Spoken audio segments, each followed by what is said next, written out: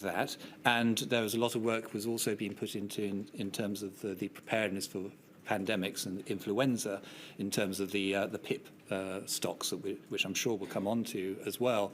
And some of that work went back to 2003 when we saw the first pandemic, and there have been iterations over the last 20 years. So there were certainly preparations put in place, but they weren't anywhere near to being sufficiently robust enough to deal with the demand of the pandemic. So some work, but not enough. Yes. Sorry to interrupt. Professor Manners-Bell, one of the reviews which you conducted during the course of your report was into the exercises which my lady considered in Module 1 in relation to preparedness for pandemics. What did you discover about procurement and supply chains in the exercises which you reviewed?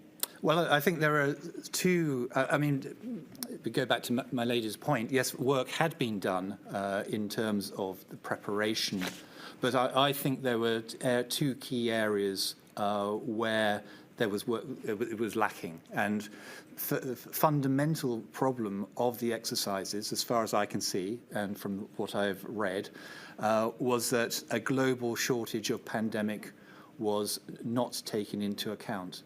So in supply chain terms, the downstream element was dealt with, moving PPE from warehouses through the supply chain to the healthcare workers who needed it. So work was done on that part, but nobody, as far as I am aware, actually looked at the possibility that there would be a global constraint of PPE. And one of the recommendations which you make, and we don't need to turn to it, is that such exercises in the future do take into account such factors as strains in the supply chain and difficulties with procurement. Is that right? That is absolutely right, yes.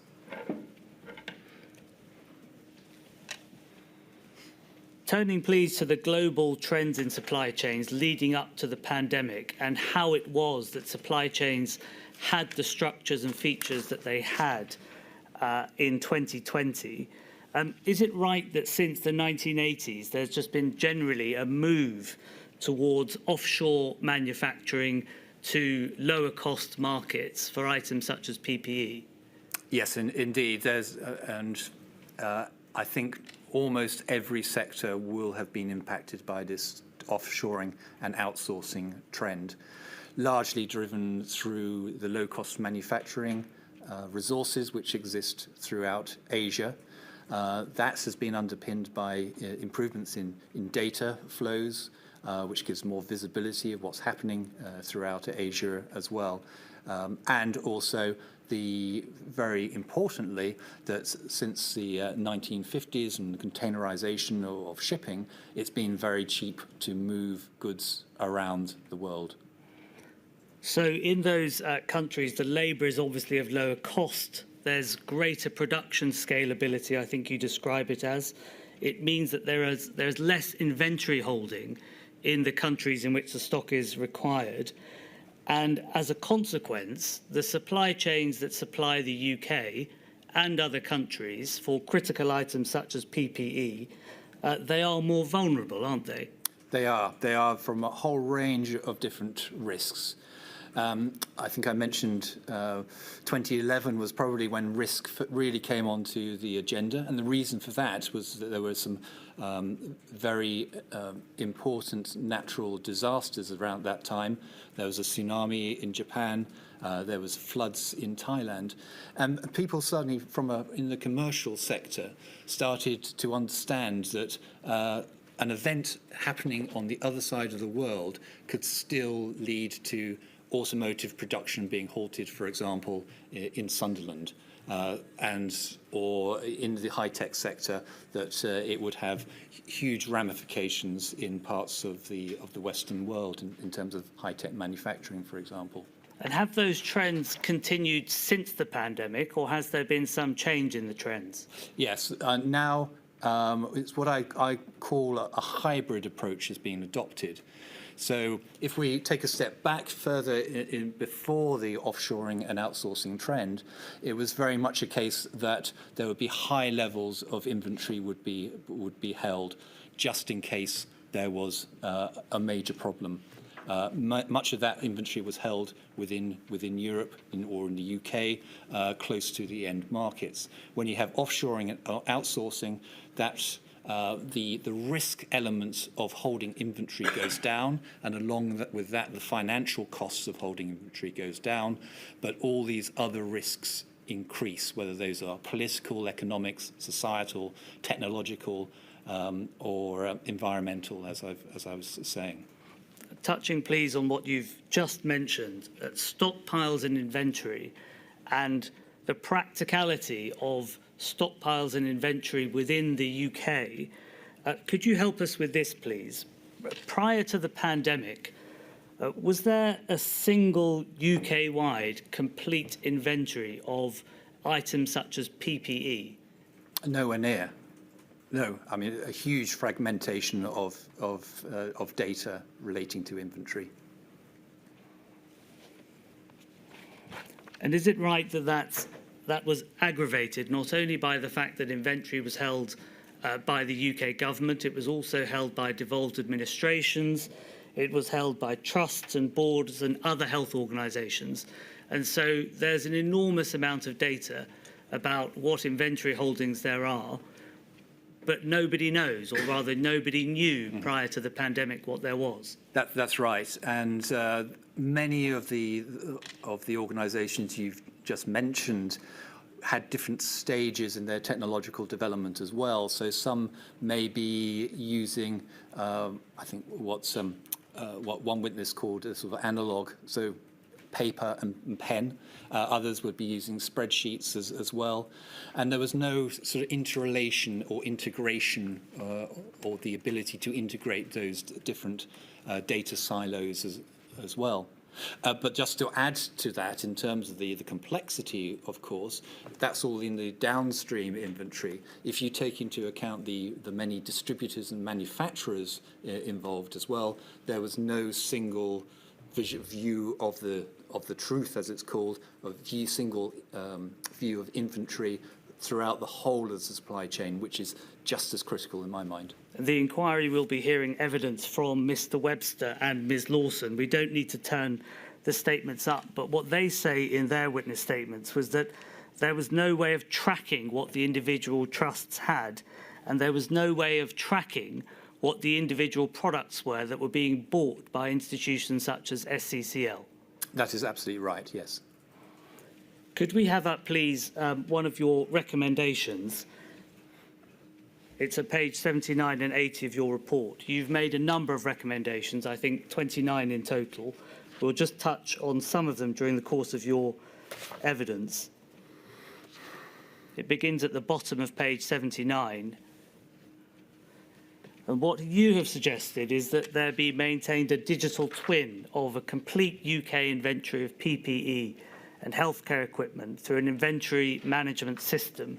You've described it as an aspirational post-pandemic goal. And you go on to provide details of that. What effect do you think having such an inventory system, a central inventory system, would have on procurement and the supply chains going into a pandemic if it were to happen in the future? Well, it would definitely forearm the people in charge of the supply chain, whether that's within the NHS supply chain or within the Department of Health and Social Care or even the politicians, to give an accurate view of what inventory is being held, what types of PPE are being held, the volumes that are being held, and where they are being held as well, which is absolutely crucial in any supply chain, not just PPE, to know how much you already have of a particular item. Could I turn, please, to market concentration? We'll be hearing, the inquiry will be hearing for witnesses later this morning and this afternoon about China being the dominant market in PPE. And just some figures, if I may. You've described in your report that in the year before the COVID-19 pandemic, it was estimated by the International Finance Corporation, IFC, that China accounted for 50 to 60% of the world's supply of masks, 40% of coveralls, 40% of aprons, 40 to 45% of eye protection, and 30 to 40% of shoe covers. And then you refer to the United States taking up about 20 to 25% of the remaining market share. And then within those figures, there's a little nuance, because gloves, for example, are manufactured predominantly in Malaysia and Thailand. They make up collectively about 85% of the market. What are the risks that come from markets and suppliers and manufacturers being concentrated in a particular part of the world? There's a whole range of risks. I mean, if we look at the political risks, for example, those can manifest themselves in terms of trade measures. Certainly at the outset of the pandemic, China restricted the supply of PPE because it was really focused on its own domestic issues. That is the case for all countries, not just highlighting China, because actually Germany and France also restricted the exports of PPE. So that is a phenomenon which means that no matter where you are going to source your PPE and other medical equipment from, that you have to take account of when you're building supply chain resilience. If you don't manufacture in the UK, there is always a very significant political risk to supply in a pandemic.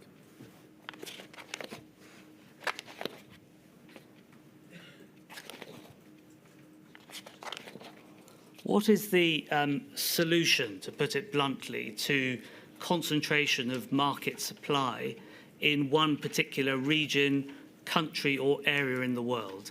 You've referred on the one hand to diversification in your report. Are there other areas which would limit or mitigate the risk to supply chains in a pandemic? Yes, well, starting with diversification, I think that is absolutely critical. And again, this is something which is a trend which is being undertaken throughout, not just PPE, but throughout the whole of industry now, especially with the advent of more tariffs and the potential US-China trade war. So looking at multiple countries outside of China is a first step. But of course, if we have a pandemic which actually develops and evolves from Asia, then the likelihood is all those countries may implement trade measures. And so consequently, what I suggest and recommend is that we need to look at other markets, including nearshoring, near sourcing from other parts of the world, which may not be impacted at the same time. And as the pandemic evolves throughout the world, then it would, if you had a very proactive supply chain manager in charge of the PPE, they would be able to switch on manufacturers located in various parts of the world, which should mitigate this particular risk. And turning to that recommendation, could we have that please on the screen? Recommendation 22 of your report, which is at page 138. This is a recommendation that combines a number of features, some of which you've touched on and others that we will come on to.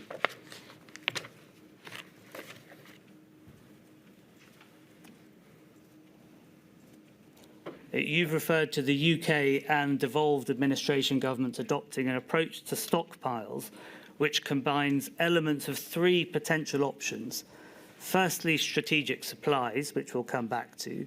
Secondly, longer-term relationships with Chinese and, critically, your emphasis, non-Chinese suppliers must be maintained or developed, taking into account the possibility that these channels may be rendered ineffectual in a pandemic. And then the third point which you raised, which we'll again come on to, is some contingency for national production to be put into place. So rather than happening upon one solution, if I may, to the supply chain problem, your recommendation is a combination of 3 or 3.5 elements. Could you take us through why exactly that is? Yes, well, it is absolutely my recommendation that we require a multifaceted approach to building resilience in PPE's supply chain. Absolutely. It's because if we look at a timeline of the development of the pandemic, I see, and some of this is actually relates to some of the preparedness plans which have been put in place already, which we need to have inventory stocks in hand to deal with the pressing need, urgency at the beginning of a pandemic. Now, in the original plans, it was hoped that JIT contracts would then kick in to replenish those stocks. Forgive me, they're just-in-time contracts? Just-in-time contracts, yes, would kick in to be able to replenish those stocks. That didn't happen, and the reasons behind that need to be addressed. And my approach, I suppose, really tries to provide a solution for why the JIT manufacturing didn't work in this sort of situation. And there are reasons for that, much because we relied on distributors rather than manufacturers. But if we are able to source goods from other parts of the world, and have deeper engagement with those suppliers as well, that will be critical to this approach. So does that mean building up longer-term relationships with potential suppliers and manufacturers, not only in China, but globally? Absolutely, yes. You need core, in my mind, in my opinion, what needs to happen is that core relationships with these manufacturers are developed, long-term relationships, which means that when there's stress in the system, you're not suddenly scrabbling around for many hundreds or many thousands of smaller suppliers that you have no relationship with. You've got no understanding of the quality or the quantity they might be able to provide, but you have these very long-term, very deep strategic relationships with core suppliers which are already in place. But forgive me, what would be the difference between what you are suggesting and what the UK government, for example, had in place when it came to just-in-time contracts? Surely, if those suppliers are based overseas, there's a possibility that those contracts, strategic though they might be, would fail equally. What is it that you suggest would stop that from happening? Well, I think in some cases the JIT was relying on distributors rather than manufacturers. First point. My second point is that if you have those long-term relationships in place, there is a less likely, there is a smaller likelihood that when there is stress, that those manufacturers will be driven by short-term benefits from the price of PPE. But I completely agree that the only way you could absolutely ensure that you had supplies of PPE would be to develop an onshore manufacturing sector within the UK. We'll turn to that in a moment. In your report, Professor Manners-Bell, you are quite blunt and you refer to a number of minimum requirements that the UK government has to achieve in order to build supply chain resilience in the long term. The first we've touched upon, which is establishing a control tower to look at the inventory. The second is that you've referred to initiating what you describe as virtual rotating stockpiles to address problems of PPE stock control. Could you help us, please, with that second point, virtual rotating stockpiles? What does that mean? That's a technique which is used quite widely within industry in order to ensure that stocks do not run out of date. I think one of the witnesses, Mr. Maron from last week, also referred to the rotating stockpile which was being implemented for gloves. But in my mind, there is no reason why it should be limited to one particular type of PPE.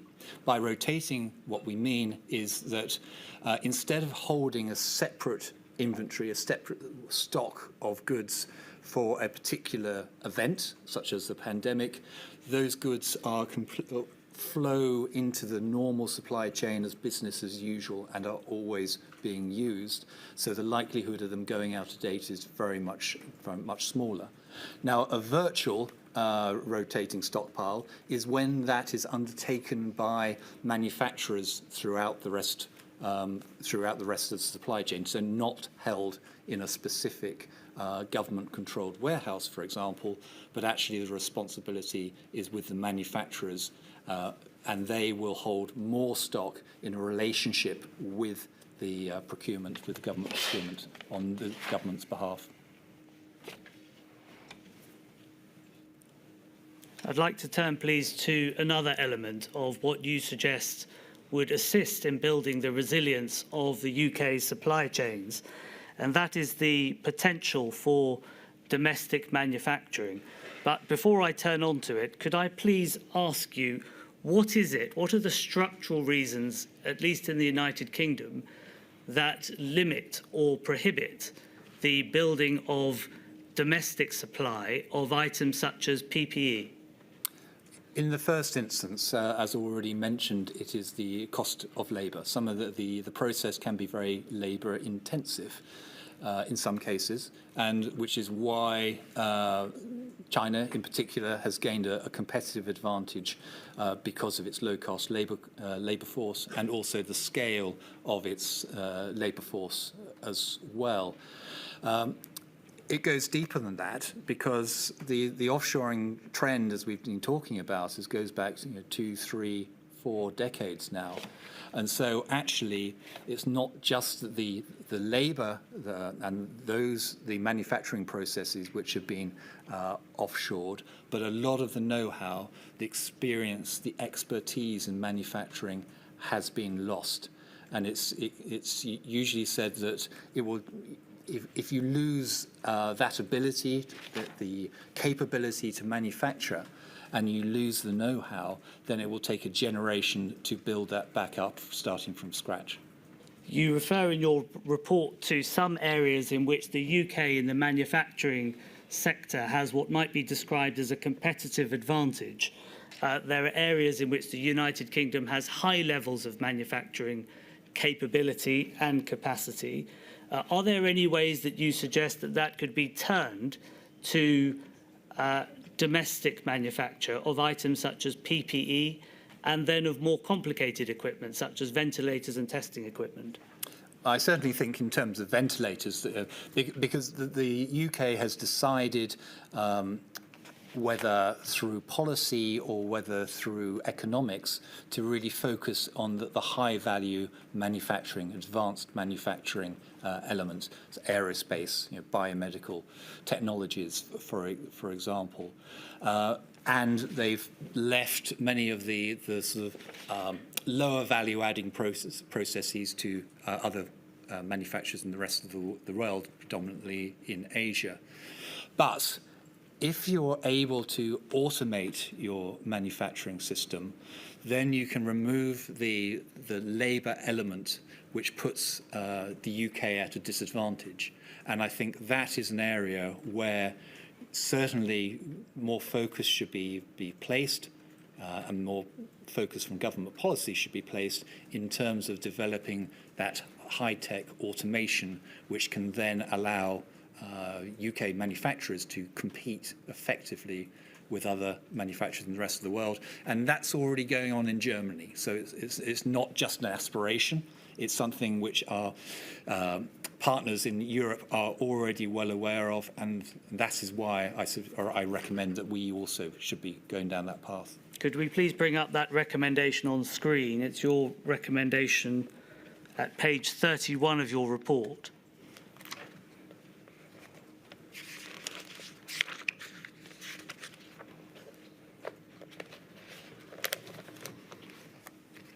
And you make the observation there that whilst it's not possible to reproduce the vast PPE and healthcare equipment manufacturing capacity presently based in Asia within the UK, the policy focus should be on developing a small, automated and scalable manufacturing capability. And this would be deployed to provide enough product to meet UK demand between depletion of emergency stockpiles that you've referred to at the beginning of the pandemic and the time when the global market was able to scale up to meet global demand.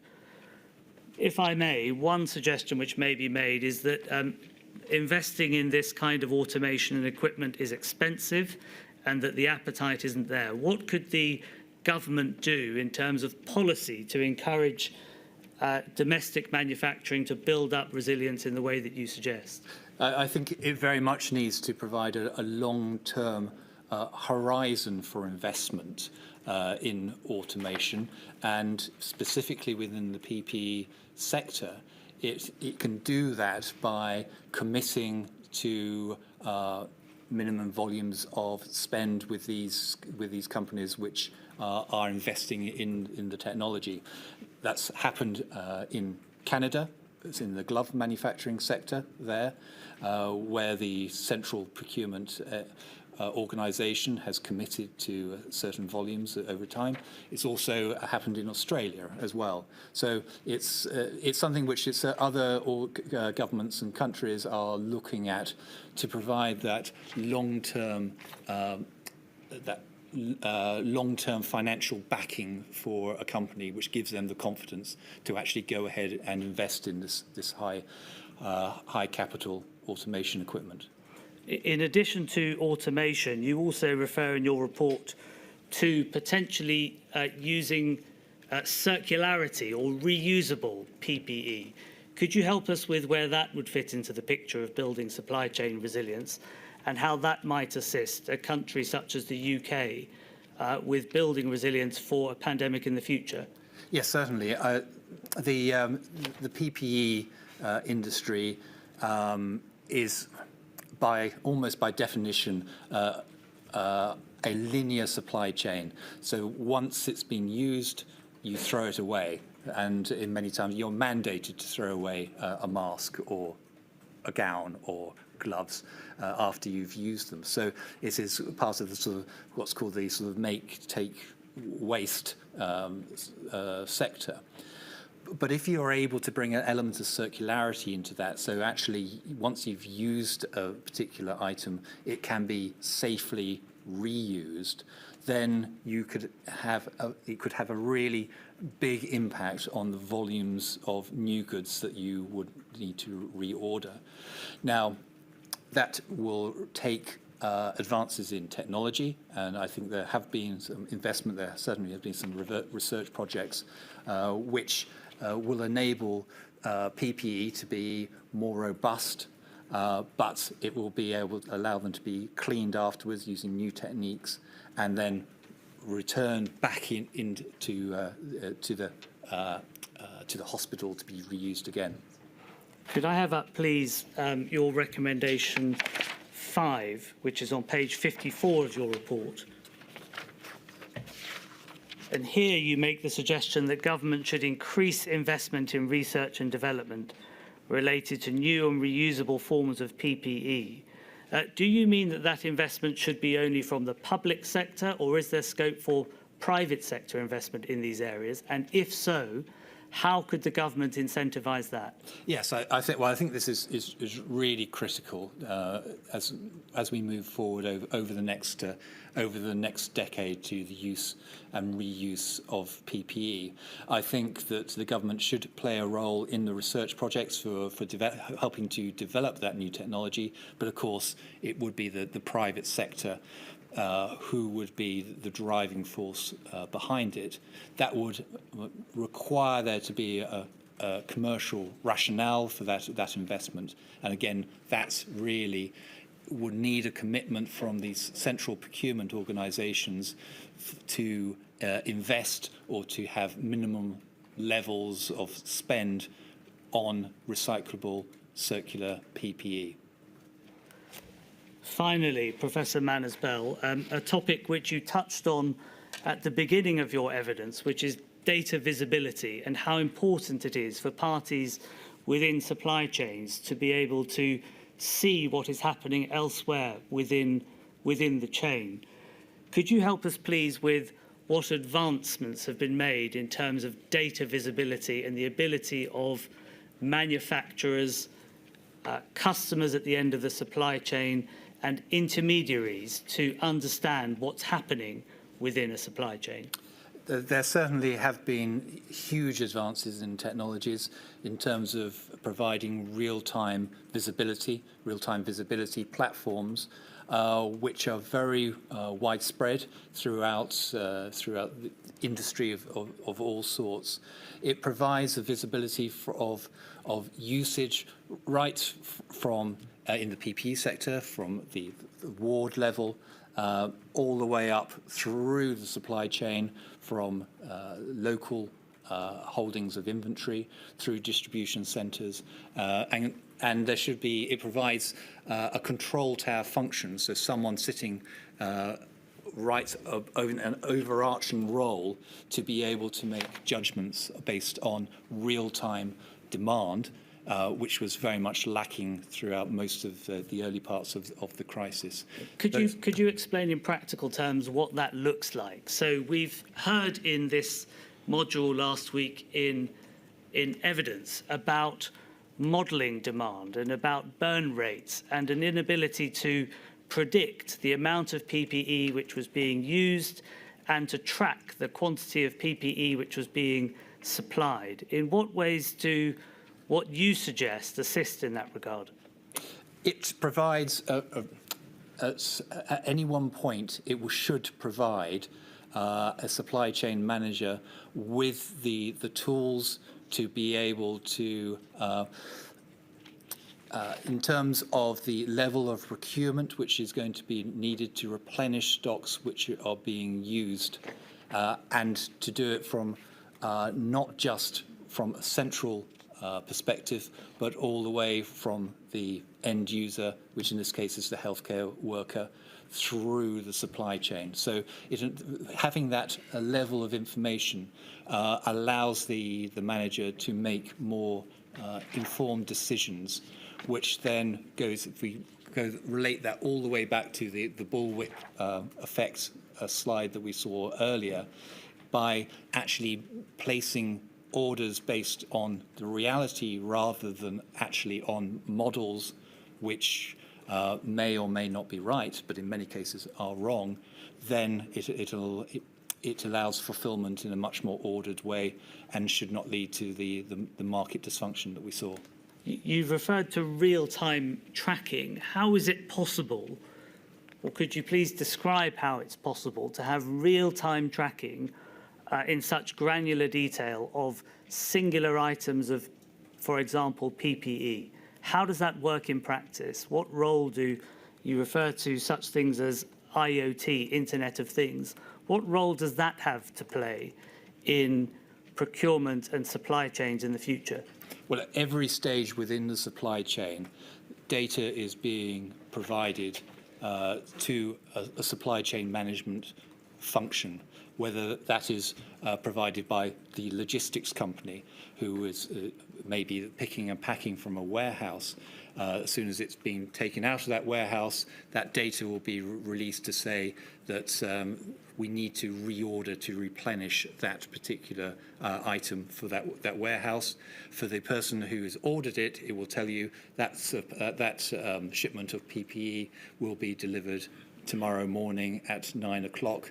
Once it has been delivered, then again an event will be triggered, data will be triggered to say it has been delivered, it is now here, and that will replenish the inventory. So it's a complete, it allows complete transparency of the supply chain and enabling managers to make better decisions.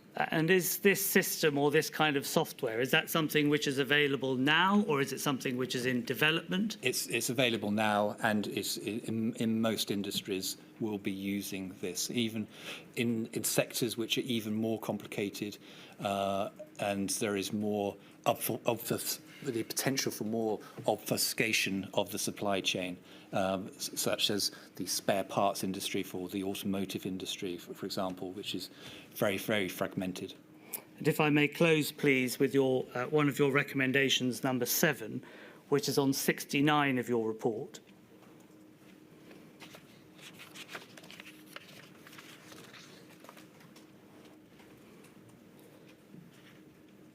At the bottom of the page, please. You make a suggestion that the government also has a role in this respect by the development of new technologies, innovation and business investment, and not only with investment in technologies, but also skills training and research in supply chains.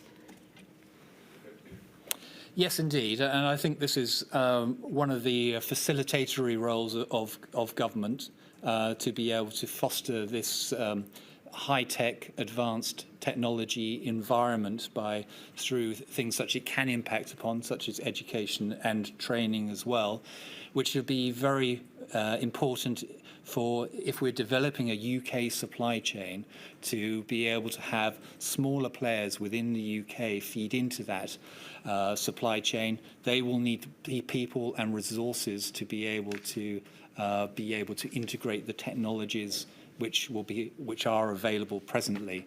But that will allow much smaller organisations to become part of a more efficient and effective supply chain in the UK. Professor Mansbell, I don't have any more questions. No, I don't have any questions. Thank you very much indeed for your help, especially the written report that obviously we'll consider in more detail, but you've given an excellent summary this morning. I'm really grateful to you. Thank you, my lady. Very well, I shall return at 5 to 12. All rise.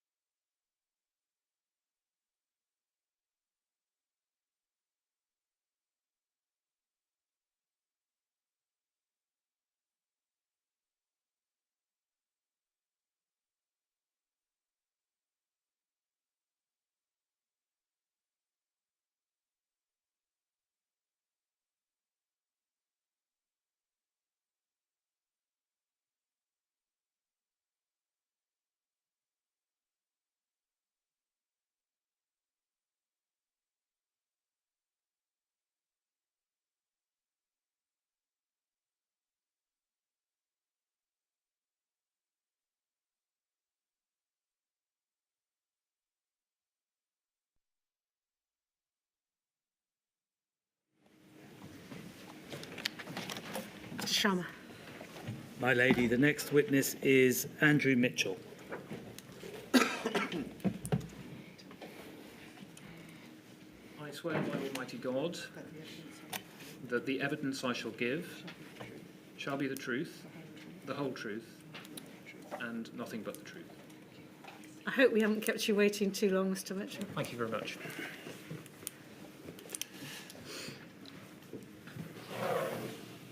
Mr. Mitchell, you have provided the inquiry with two witness statements, a corporate witness statement on behalf of the Department for International Trade, and then your personal witness statement responding to a number of questions posed by the inquiry. Would you be kind enough to confirm that those witness statements are true to the best of your knowledge and belief? I can confirm. We're grateful to the assistance you have provided to the inquiry to date. May I start, please, with something about your biography and background? You were a Director General in the Department for International Trade, were you not, between April 2020 and November 2023? That's correct, yeah. And prior to that, you served as Her Late Majesty's Trade Commissioner for Europe between July 2018 and May 2020. That's correct. And you are currently His Majesty's Ambassador to Germany, which you've served in since September of 2024. That's correct. In your role as the Director General in the Department for International Trade, you were responsible for leading three teams. The first, the JACT, the Joint Assistance Coordination Team. Is that right? That's correct, yes. And the second, the GSSEP, the Global Strategic and Sourcing Engagement Team. That's also correct. And also in relation to Project Defend. That's right, yeah. Could I start, please, with the Department for International Trade's role insofar as it affects preparedness for supply chain resilience? Was it intended in the department that it would play any role in an emergency response to a pandemic? Certainly, to my knowledge, it was not foreseen that we would play such a role in a pandemic, no. Was the department designated in any sense a lead government department for critical national infrastructure in terms of medical equipment or procurement of PPE or anything like that? It was not, no.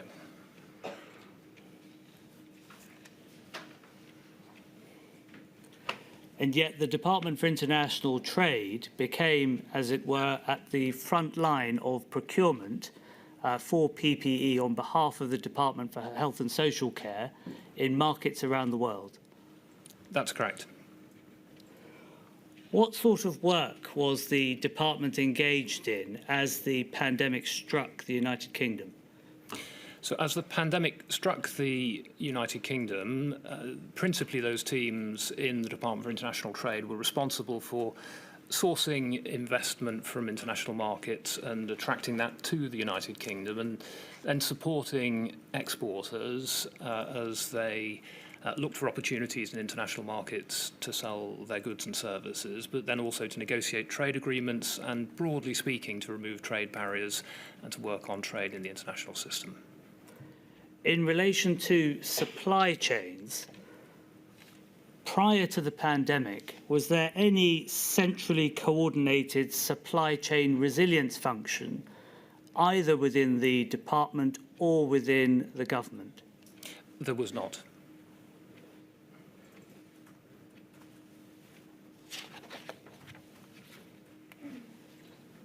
What was the reason for that not having been taken up by departments such as DIT? It's difficult for me to say. I think that at the time, the department, which as a consequence of having a very strong analytical function and global teams, did provide supply chain analysis and reports on issues in association with supply chains, didn't believe that it would be necessary to have a standing function to that end. In other words, the analytical function would be sufficient for most purposes. But is it nonetheless true that the kind of expertise which was needed in the pandemic to analyse and consider and assist with supply chain resilience was to be found within your department? I mean, I think as we went through the various stages of the crisis, and were principally 3 stages from the perspective of the work of that department, it became abundantly clear that, yes, this was a function that was indeed necessary and useful to government. Turning, please, to the role on the front line, as it were, in respect of embassies, high commissions and consulates of the United Kingdom around the world. What role did they play in relation to the sourcing and procurement of items such as ventilators, PPE and testing equipment? So in the very early stages of the crisis, it became apparent that supply chains were compromised in medical supplies, ventilators, PPE, etc. And the China team based out of our embassy in Beijing had identified that getting close to many of the manufacturers and the suppliers had given them an advantage in being able to procure some of these medical supplies. Indeed, at the time, I believe they were of the view that they had bought up all of the supplies that were available on the market in those very challenged circumstances. We had teams around the rest of the world. It seemed logical at that point, then recognising the China experience, to deploy that expertise also in respective markets elsewhere in the world, bearing in mind that we had DIT officials on the ground in many, many places around the world with essentially the same expertise. As you've mentioned, there wasn't prior to the pandemic any standing capacity to do the kind of work which you've just described. The Joint Assistance Coordination Team was a group that was set up in response to the pandemic. Could you help us, please, with what that was, when it was set up, and what kind of work it did? So, to your first question, what was it? It was a joint team created between the Department for International Trade and the Foreign Office to bring together officials essentially to source leads in overseas markets that might lead to new supplies of medical equipment. This was essentially a reaction to the circumstances that I described, challenged supply chains, and a call to action put out to overseas markets, to anyone who might have the opportunity to source supplies, essentially then to bring those to the attention of the British government. And therefore, we brought this team together, reflecting the fact that both the Foreign Office, as it was at the time, and the Department for International Trade had teams on the ground in many markets around the world who had experience of working with business, and indeed worked, in the case of the DIT teams, day to day alongside businesses in international markets. You've referred, of course, to teams which were based in China, but there were also important teams in other areas of the world, including America, Singapore, Germany, Switzerland and Sweden, to name but a few. From your vantage point, what was your role with respect to those teams? So the Joint Assistance Coordination Team was an effort to bring together a cell in London that was capable then of communicating with these teams in markets overseas on behalf of the Department for Health and Social Care. So the principle was that DHSC would provide what was called the demand signal, in other words, what was required by way of medical supplies. The joint team in London would then communicate that demand signal to our overseas posts, as we call them, and that those posts would then go and chase down opportunities, leads, wherever they might find them, then to send them back to that team created in London to make sense of what they were seeing, and then to send on those leads that the team felt were worthwhile back to DHSC. My lady's inquiry has heard evidence last week of teams which were set up at pace and at speed. Was the JACT one of those teams set up in the very earliest stages of the pandemic? It was indeed. It was set up on the 28th of March of 2020. in, I suppose, conditions of some uncertainty, partly because, of course, it wasn't clear how the pandemic would develop at that stage, but we recognise that supply chains for most medical supplies were indeed in significant stress, and therefore we brought teams together to create that demand management system, and principally, in fact, relied on the military cell that I had within my broader team for that purpose. And the reason for that was that, as far as we were concerned at the time, looking for leads in international markets was principally a logistical exercise, and we had access to teams who had extensive experience of operating in crisis conditions and essentially working around the clock and frankly moving leads backwards and forwards, which was how we understood the role in those first days. Just to provide the inquiry with an idea of the scale of the task, you talked about working around the clock. Does that mean that you had people on shift so that they could pick up the phone and send emails to people based in embassies and consulates around the world?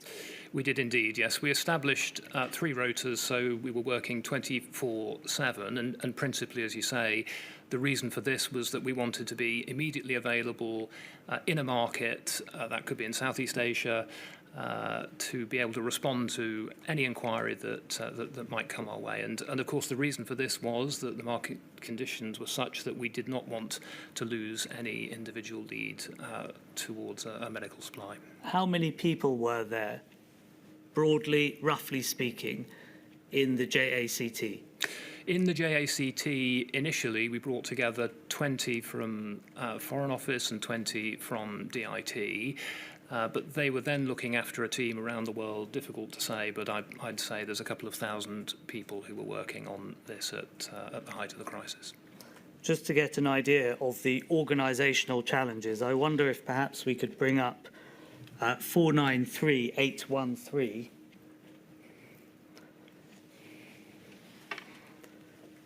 This is a process map created in April 2020 to set out how various teams were envisaged to be brought together. And on the left-hand side, it can be seen that there are sources of supplies coming from all DIT staff. And then at stage 2, it appears that there are 3 triage teams to deal with the leads that are coming in: the FCO JACT team, the DIT JAC team, and then there's another team beneath that, HLSB. Could you help us with what HLSB is, please? HLSB is a team that was within the Department of International Trade, whose specialism was healthcare, life sciences, and the bioeconomy.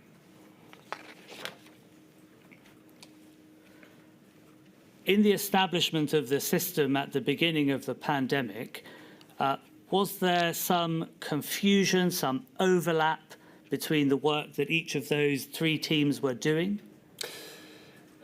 I would say it was a very difficult initial couple of weeks for the team, in the sense that what you had, the HLSB team epitomises this, a group of experts, frankly, in healthcare, life sciences work, particularly their responsibility, investment and export support, as I had described, recognising that this wasn't going to be fit for purpose for the scale of the task that confronted us. So building a set of teams with people across Whitehall, and worth bearing in mind, of course, that we were remote from each other, operating on Microsoft Teams platform. Many of us had never met.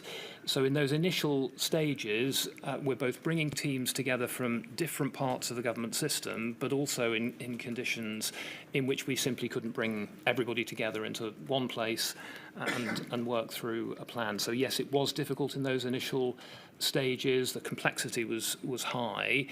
I would say that the willingness of everybody to lean into this task, recognising the scale of the national emergency that we were facing, was nonetheless really, really significant.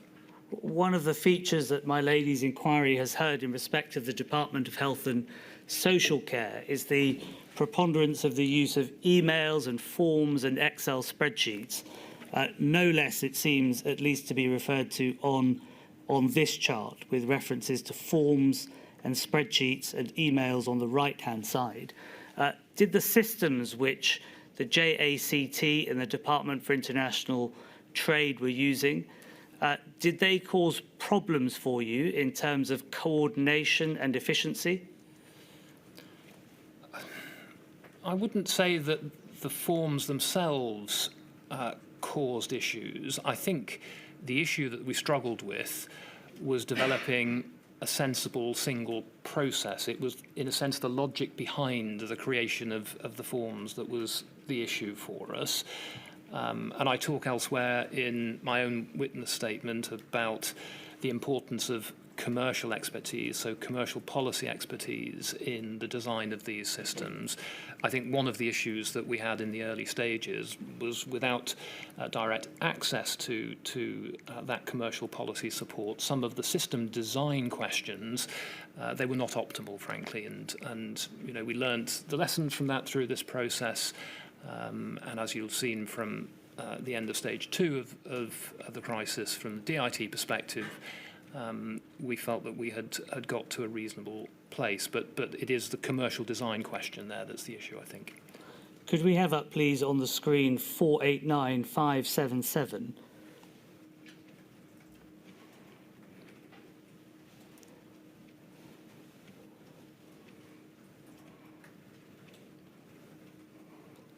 And if we could scroll down to the email at the bottom, slide 1, talking about overlap and inefficiency within the systems established by the Department for International Trade. The question here is asked as to why there are 2 JACTs involved in the triage process, and considering that it would only need to be 1 team. Is this a reference to the speed at which the system was established and the risk of overlap and duplication of effort? In fact, it's a reference to the fact that at the beginning of the crisis, we thought that the rational response was to keep the teams, as it were, in separate boxes under a single leadership.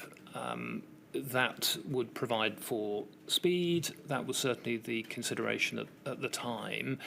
We quickly realised that this wasn't, in fact, the right way to do this. So within a couple of weeks, we'd redesigned the team such that we fused the FCDO and the DIT and the HLSB teams into one. So at the beginning of this stage of the crisis, essentially we were operating with 3 teams under a single joint leadership for those reasons. Could we zoom out from this email chain and go up to the top?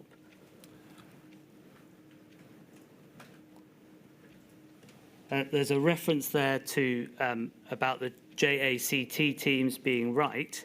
And of course, you're not on this email chain, Mr. Mitchell. I'd just like to understand it from your vantage point, from looking at the JACT overall. One of the issues, it seems, is that there's a negotiation with the FCO, and there's reference there to politics being an issue. Is that something that you recognised from your work in the Department for International Trade, that there was some tension or some politics at play between the department and the FCO? This wasn't my experience. My experience was rather that as teams working together on the crisis, what we were doing in those initial stages was really trying to work out what the most rational way to operate together was. I had close working relationships with my FCO counterparts, had known both of them for a very long time, and certainly didn't feel that this was an impediment. I can entirely understand, however, that somebody within the system might infer that that was indeed the reason, but it certainly wasn't my experience. Thank you. Could we take that down, please?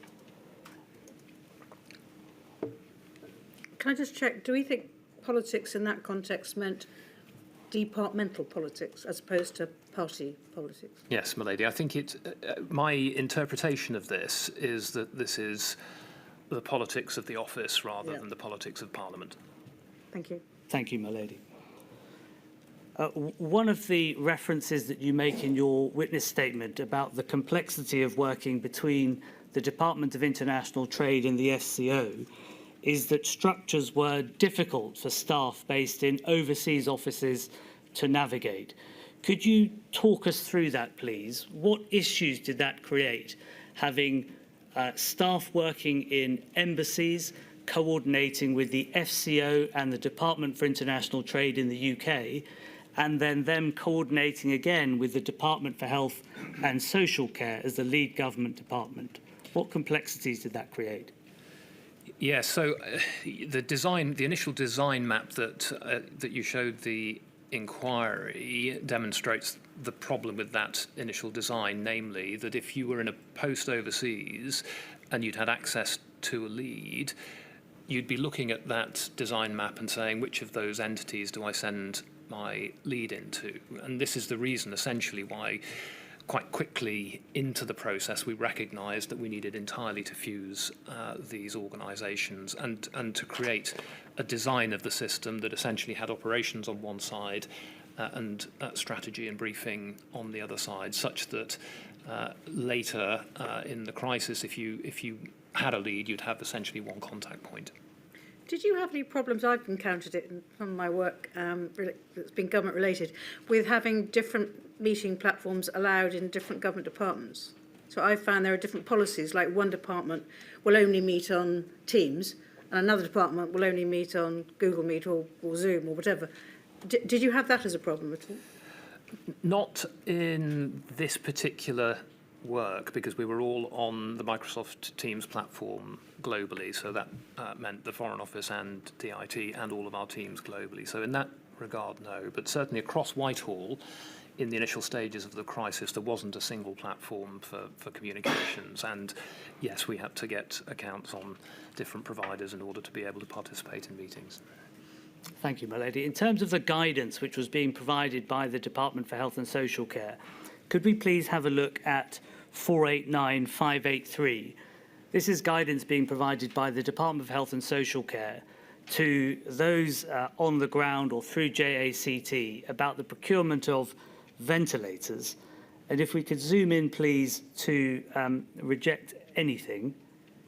That's it, thank you. In respect of IPPV ventilators, this guidance suggests that anything should be rejected other than IPPV ventilators. And then the second and third lines of guidance refer to looking at documentation and that the watchwords are IPPV. But then if the documentation isn't clear, that one should look at the photograph of the item being procured and then a rudimentary description, if I can put it that way, of a large technical machine being of the ventilator that's being looked for. Could you help us, please, with your experience and the experience of those in country with the guidance that was being sent by the Department of Health and Social Care in respect of the procurement of complicated equipment such as ventilators and also testing equipment, but also PPE? Yes, I mean, clearly, in order for those teams in markets overseas who had no particular experience of medical supplies and medical supply chains to be able to do the job that we were asking, we clearly needed quite detailed specifications for the medical equipment required. And it's well documented, including in my own evidence, that in the initial stages, that level of technical specification was, from the perspective of those posts overseas, not to the degree that we required. And this was a known issue, one that we worked on together. We rectified that. The Department for Health and Social Care acted on that requirement relatively quickly, but it's certainly true to say that at the early stages, this was a factor, yes.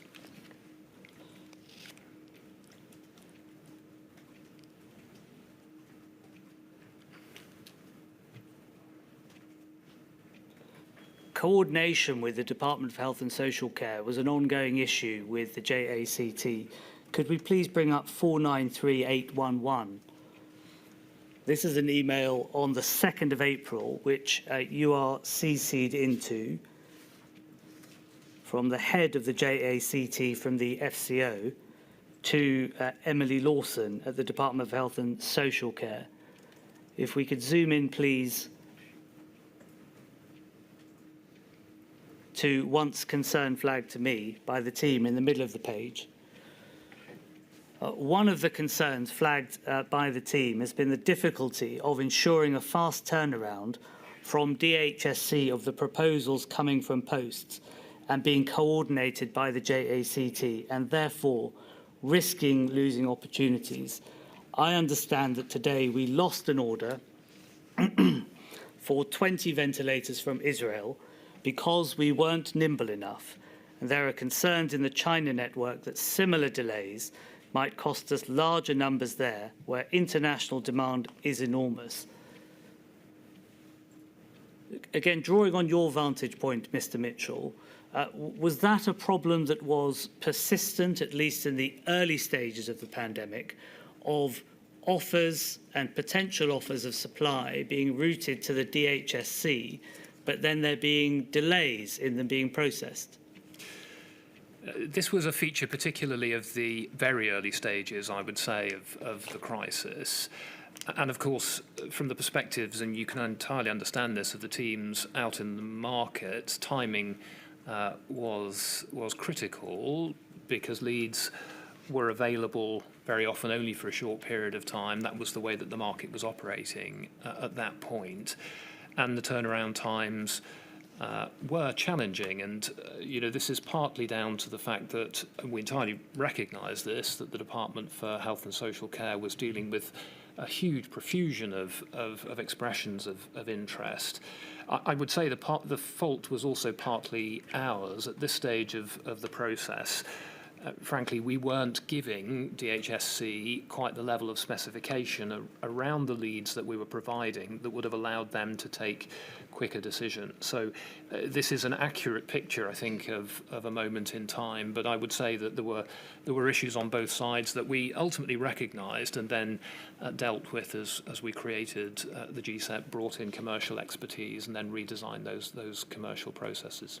And just in terms of the work that JACT was doing and those on the ground with the embassies were doing, were they conducting any sort of triage process about the offers that were being sent in to the Department for Health and Social Care, or were they simply forwarding on offers and leads that they thought ought to be followed up?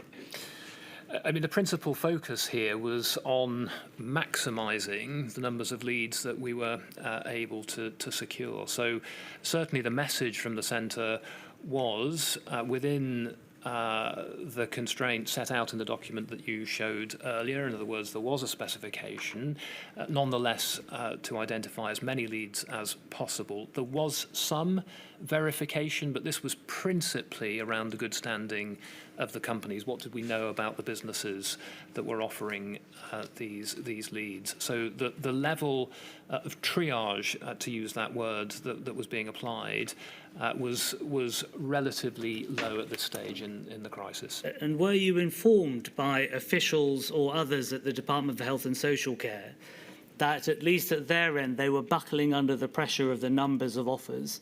Was there any suggestion that further triage could be done either by the JACT in London or by the teams which were based in country? The point at which we brought in commercial expertise and the commercial policy team within the Department for International Trade then connected with the DHSC commercial team and with the Cabinet Office commercial team, that was very much the discussion. So what level of specification could we then provide that would support a faster procurement process overall? And you've touched upon the next subject I'd like to come to you with, which is the commercial expertise which was available in country on the ground of those receiving the offers. The JACT, of course, reformed and became part of something called the GSSEP. But whilst it was the JACT, at the very earliest stages of the pandemic, was there available to it the sort of commercial and subject matter expertise on the ground in country where they were operating? On the ground in the country in which the teams were operating, there was commercial expertise available, either within the post, the missions concerned, or through regional functions. So the Foreign Office had and has regional commercial functions to support the work of posts overseas. We didn't have, in the early stages, we didn't have that within the JACT. As I said earlier on, that a little bit because the intent really was to mobilise as quickly as possible to proliferate the numbers of leads that we had access to. And it felt in the early stages a little bit as though this was a logistical operation rather than a commercial operation. We quickly recognised that wasn't right. But forgive me, it's right, isn't it, that the Department for International Trade, it did have some commercial expertise. And I think you've set out in your witness statement that it's your view that that commercial expertise should have been deployed much earlier. That is my view, yes. And if that commercial expertise had been deployed at an earlier stage in the pandemic, what effect would that have had on the triaging process which was happening in country, and then on the backup of offers that was occurring in the Department of Health and Social Care? I mean, as I referred to a little bit earlier on, there would have been a much better commercial process end-to-end, which would have been, frankly, to the benefit of DHSC in allowing them then to manage the backlog more effectively. And we should have spotted that at an earlier stage. We saw the effects of this essentially then in the GSEP process, GSSEP process, because then having rectified that, brought in the commercial expertise that we required, redesigned then the procurement process. We had a better process, so we could see the evidence of that later on in the crisis. The inquiries heard from a number of witnesses that in that first 100 days that speed was of the essence. And so I wonder if we could please have a look at an email on the 20th of April 2020, so about 30 days or so into that 100 days. It's 493856. And if we can zoom in, please, to the top bullet point. The issue with supply chains was not only being noticed by those officials sending emails within the JACT. In this bullet point, which is, as I say, on the 20th of April, it refers to the Cabinet Secretary in number 10 getting concerned about the lack of overall grip on supply chains work, both domestic and international, across all areas, including medical and food. It did not sound as though it was aimed at us, but more big picture. And then there's reference there to there being too many competing and duplicating structures in place. Does that email, again, does that reflect your understanding of the position as it developed in as late as 20th of April 2020? Yes, I think this is fair. There was, certainly from the narrower perspective of the work that I was involved in, particularly at this point, we were encountering difficulties in being able to properly track leads through the system. There was a lot of duplication in terms of working with distributors and suppliers. So I think that that suggestion of complexity, it certainly rings true for me. Yeah. Turning, please, away from the JACT and towards what became I think you refer to it as GSEP. GSEP, yeah. GSEP. What was it that converted the JACT into GSEP? When did that happen? And what problems did GSEP fix?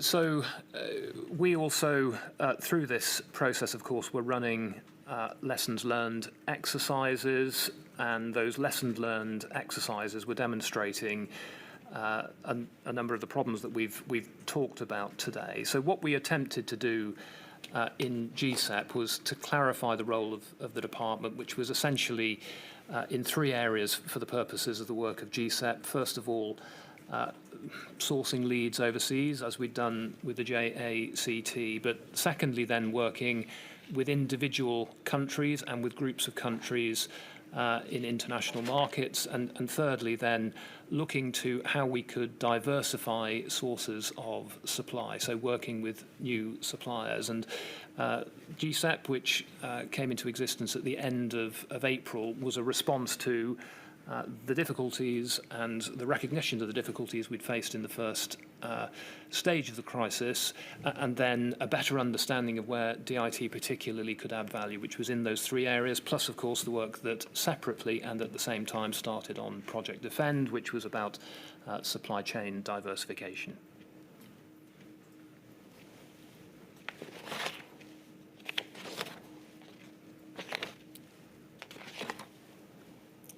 You refer to Project Defend. What was Project Defend and what issues was it investigating? What did it find about the supply chains, in particular in healthcare equipment?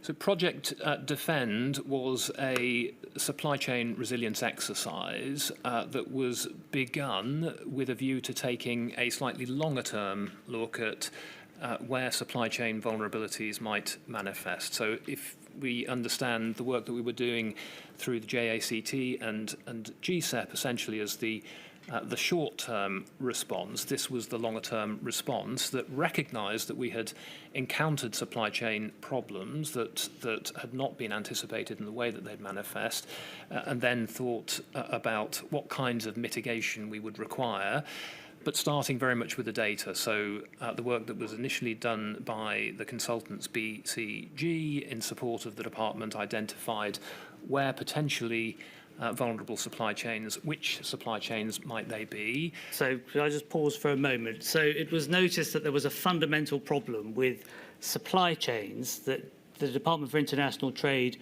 was considering. It brought in Boston Consulting Group, an external consultancy, to assist it with the analysis of supply chains. And the direction for that to happen came, did it not, from the very top, that on the 25th of April of 2020, it was the Prime Minister that commissioned a piece of work to interrogate where the vulnerabilities lie in our critical goods and supply chains, to consider where they are, to consider how they could be mitigated, and with a particular view to potentially building domestic manufacturing capacity. Is that right? Yes, so the Commission did indeed come from the top, and Project Defend was the response, and Project Defend then looked at the kinds of interventions that you might want to make in a market in order to increase resilience, of which one was potentially domestic manufacturing. And the department in which that was located was the Department for International Trade, was it not? It was.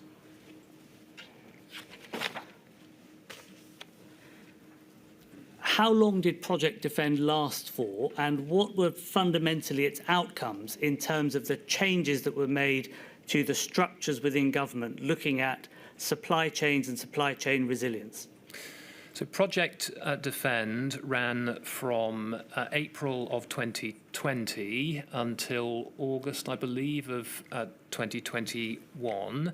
It went through 4 stages of evolution. Initially, looking at a number of critical supply chains on a very fast trajectory to work out where the potential vulnerabilities existed in those critical national supply chains might be, and then the kinds of actions that might be taken to mitigate some of the risks that applied. Now, I pause you there. Just to be clear, Project Defend wasn't only about healthcare supply chains. It was a piece of work that looked at supply chains across the piece, but healthcare supply chains, the ones that we're considering, was certainly part of its work. In those initial phases, yes, that's correct.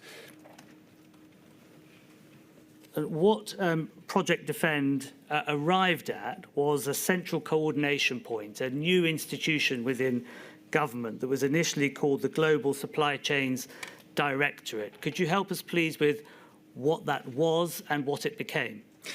I think it's important to say that DIT had responsibility overall for the intelligence and for the analysis, for triaging the systems across government, but individual departments were responsible throughout, from the beginning and throughout the process, and that remains the case today for the management of the supply chains that fall within their departmental competence. And so the directorate that was created came from essentially an assessment that Defend had done good work. It had identified a gap in the way that government operated. In other words, an ability to assess continuously and to use data to do this, supply chain vulnerability, to build expertise, and then to support those government departments in their work, their own individual supply chains. And this is essentially what the Global Supply Chains Directorate was designed to do. And of the other recommendations, or what came out of Project Defend, in addition to the Global Supply Chains Directorate, were an in-house team of analysts to consider supply chain vulnerabilities, but also attempts to reduce vulnerabilities in supply chains by diversifying or attempting to diversify suppliers and supplier location, and that there would be increased global cooperation with other strategic partners around the world. Is that right? That is correct. And I mean, essentially, the interventions that could be applied to supply chains included diversification of supply, potential domestic manufacture, potential stockpiling, or international coordination. And those lenses, as we described them, were applied differentially to each supply chain, depending on the nature of the supply chain involved. This did indeed, overall, I think, increase, first of all, very considerably our understanding of the nature and the functioning of those supply chains.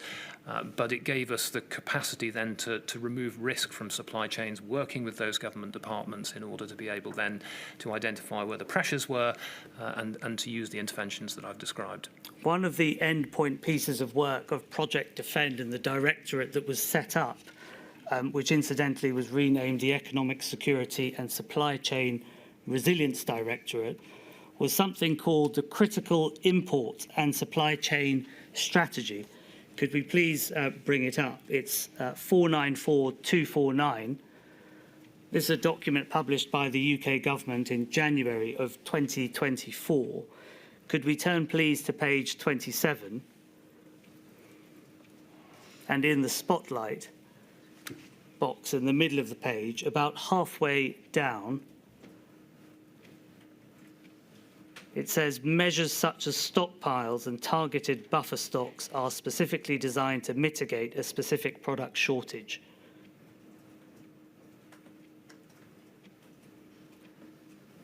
And this is a spotlight on what the government is doing with supplier coordination on health supply chains. This is one measure, and then it continues down in the paragraphs below to refer in particular to the NHS implementing multiple supplier framework agreements to improve security of supply and to manage demand spikes or individual supplier challenges. Mr. Mitchell, Professor Manners-Bell, who's just given evidence, has considered this document, and this is what he says about it. And I wonder if after I've read it out to you, whether you provide me with your answer. This is his report at paragraph 259. He says this, that the UK government's prioritisation of making PPE and healthcare equipment supply chains more resilient remains unclear, looking at this document. In its report, Critical Imports and Supply Chain Strategy, published in 2024, the sector revealed only a cursory mention and specific reference to China was absent, saying only, and the passages I've just read out to you, the NHS will implement multiple supplier framework agreements to improve security of supply and so on. He refers to the Scottish and Welsh governments who both aspire to self-sufficiency in some types of PPE, but there is no evidence of a strategy formulation process setting out how specific supply chain resilience will be achieved. And so from the beginning of Project Defend, at which the emphasis was on diversification of supply, partnering with allies, strategic reserves of critical goods and expanding UK production, Professor Manners-Bell has considered this and says it just doesn't go far enough. Could I have, please, your reflections on that? In fact, it's difficult for me to comment in any detail on this since the report was published a year and 11 months after I ceased any involvement in this work. In a way, I mean, I would say that this is broadly what I would anticipate and expect to see in a strategy that looked at supply chain resilience across the spectrum. In other words, this is a strategy for supply chain resilience for the national economy rather than a sector-specific supply chain strategy. That would be for the DHSC. But I mean, two things. First of all, recognise within this spotlight here the actions, the interventions that Defend recommend. So you can see in the text here what's happening around domestic production, for example, and diversification of supply. Elsewhere in the report, I think it is also worth saying that China is recognised as a very significant market, and the market with the highest risk associated with it in the way that this report assesses risk. So it's difficult for me to say more than that, to be honest, but as I say, I think this is broadly to be expected from a national supply chain strategy. Would you expect such matters as diversification of supply, support for domestic manufacturing and investment in supply chain technology, insofar as it affects healthcare supply chains, to be matters which are taken up by the Department for Health and Social Care rather than in this UK government document? I mean, it was always the case through Defend and the work then of the Global Supply Chains Directorate that the relationship was as between, for DIT, a central intelligence function supporting departments, and the responsibility for the supply chains themselves, which sat within the departments. So, yes. Mr. Mitchell, thank you very much. I don't have any further questions. My lady, there are some Rule 10s. There are indeed. Mr. Weatherby. Mr. Weatherby sitting there. Thank you very much. Mr. Mitchell, I am going to ask you just a few questions on behalf of the COVID bereaved Families for Justice UK, and two short topics about intermediaries. So you describe in your statement, and for the record, we don't need to look at it, but for the record, it's 13.17, that the intermediary market in the context of ventilators was, quote, much riskier than procuring directly from manufacturers. And you state, again for the record, paragraph 4.10, the opportunities issued by the DHSC on the 5th of April 2020, and I quote, the guidance instructed officials conducting triage to be cautious of new suppliers entering the market and claiming to have stock. This was due to an increase in middlemen offering stock on behalf of companies. So my question, can you help us very briefly, just what was the risk that you were referring to there in your statement, the risk from the intermediary market? And this was principally the experience of the team in China on the ground. I'm going to come to that. That, you know, they spend a bit of time essentially looking at what was available on the market, and were much more reliable when they went direct to the manufacturers. Yes. That the intermediaries were essentially sourcing, because of the way that the market was working, because there was very high demand and very low supply, lots of new suppliers were stepping into the market, and the experience was that the product supplied via intermediaries was likely to be harder, frankly, to verify from the perspective of so issues of quality, yes, fraud, non-delivery, those sorts of things. The issue was essentially that because new suppliers were coming onto the market, they were essentially untested. Yes. It was similar guidance which I just read out, to be cautious due to middlemen. Was that also issued in respect of PPE? Or don't you know? You don't know. I'm sorry, I don't know. Okay. I mean, you state again, paragraph 1321 of your statement, that and I quote again, the China team's preferred primary sourcing strategy for PPE in China was to work with large state-owned healthcare distributors known as state-owned enterprises, SOEs. And that allowed for larger order sourced from multiple factories, and you described 1322, that the China team's experience that, and I quote, most offers of PPE supplied from small intermediaries were high risk. And so I'm sure you'd agree that the China team would be well placed to express that view, and that's the view that you would share. Yes, I mean, they were looking, I mean, that word high risk, or the term high risk, I think probably has to be seen in the right context there, which is, I interpret that risk to be both quality, but also questions of reliability of supply. Yes. So they're talking about going to the SOEs, because the SOEs are in a position to source supply when individual factories also stop supplying. So they had access to a broader set of sources. So from the perspective of managing risk, they're managing risk of supply, but also risk on quality. Yeah.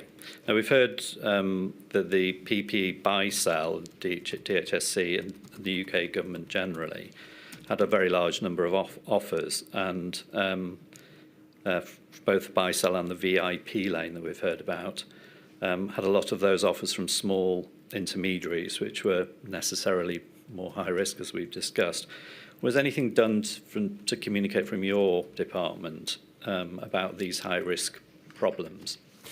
So we, the point at which we, as GSEP, so the Global Strategic Sourcing and Engagement Project, started work setting out very clear demand signals on behalf of DHSC. Then we issued a set of documents as part of that new commercial process, which included a statement of good standing, an opportunity risk assessment that allowed us then to work with the teams on the ground to conduct the due diligence. It wasn't formal due diligence in the commercial sense, but nonetheless gathering the data that allowed us then to make those assessments together with DHSC. But was the clear message going back to DHSC that the problem of high risk small intermediaries was something that needed to be considered carefully? I mean, I can only answer that in relation to the process that we put together, which was essentially that if a supplier failed to fill out a statement of good standing, for example, automatically that lead would not be taken forward. Okay. Second point, and quickly, could we have up INQ 000 493 919?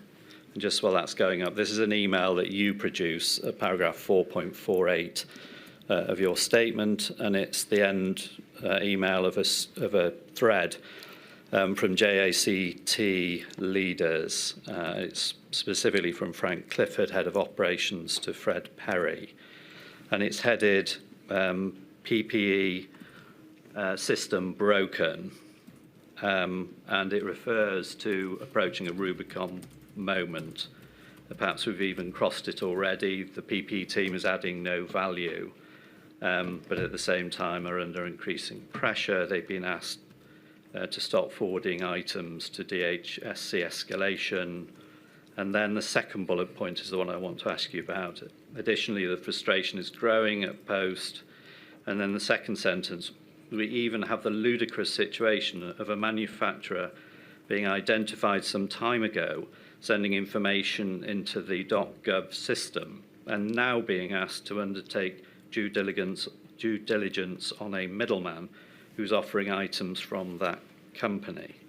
So is what's being said there that instead of DHSC purchasing directly from the manufacturer that had been identified by your team, that the DHSC was now indicating back to your team that it was considering purchasing the same products but from an intermediary who would sell at a marked up price and at greater risk?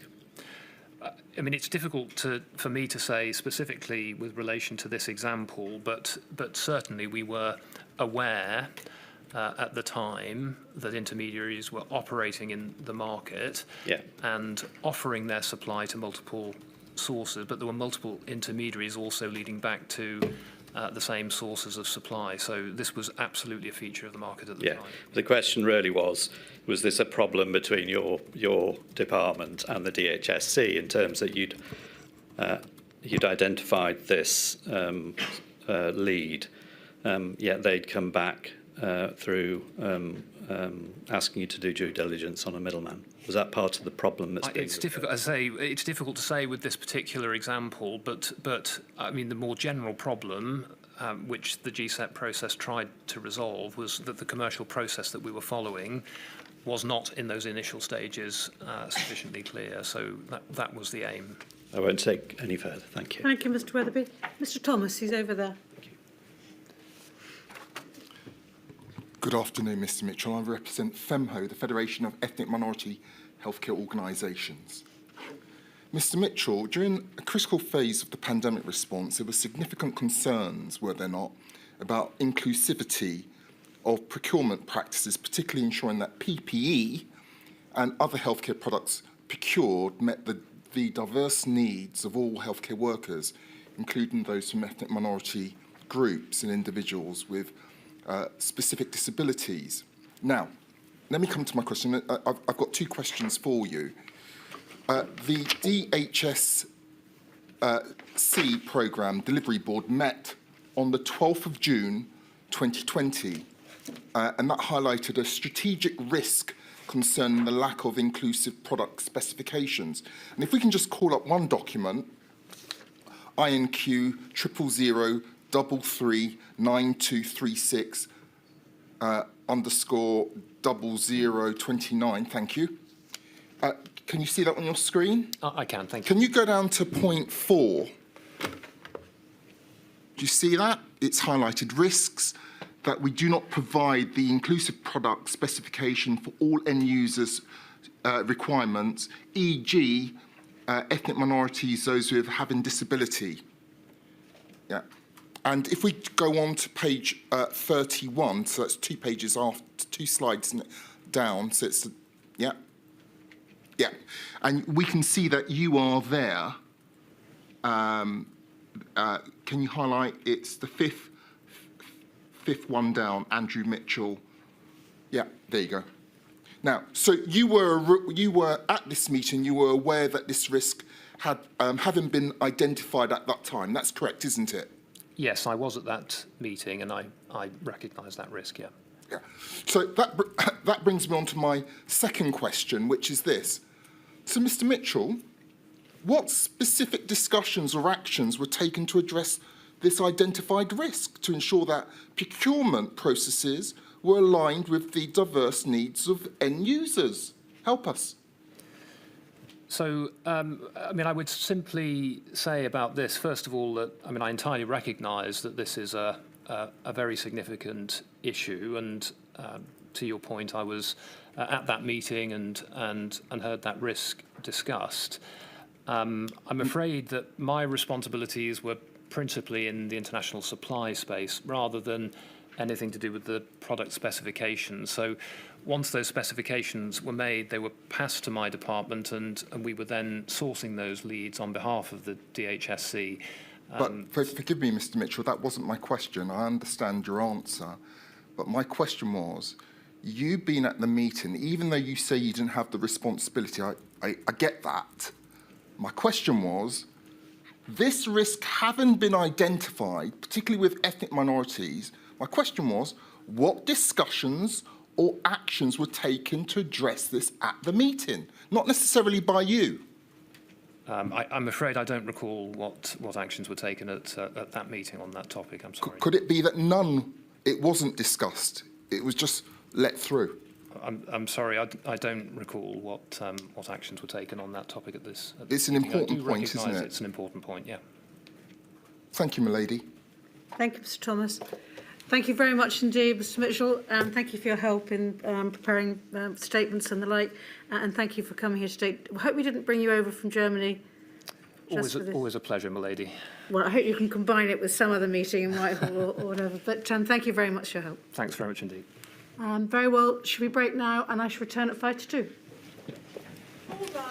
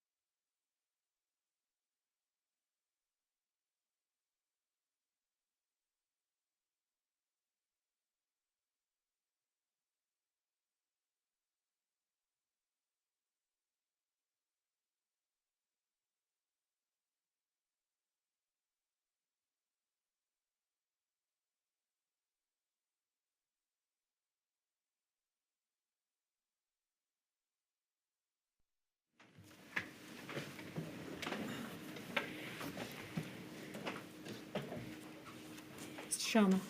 My lady, the next witness is Simon Manley.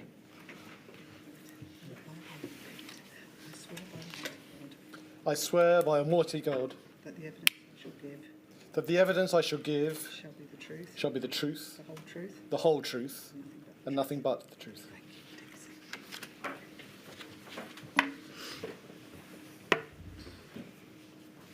Mr. Manley, good afternoon. You've provided two witness statements, or forgive me, one witness statement to the inquiry in your own name, and you've also adopted the witness statement of Sir Philip Barton, which you're able to speak to during the course of your evidence.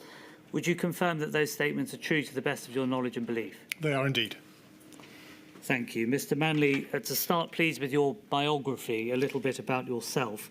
You are formerly the Director General of Covid-19 at the FCO, a position which you held between March and September of 2020. Correct.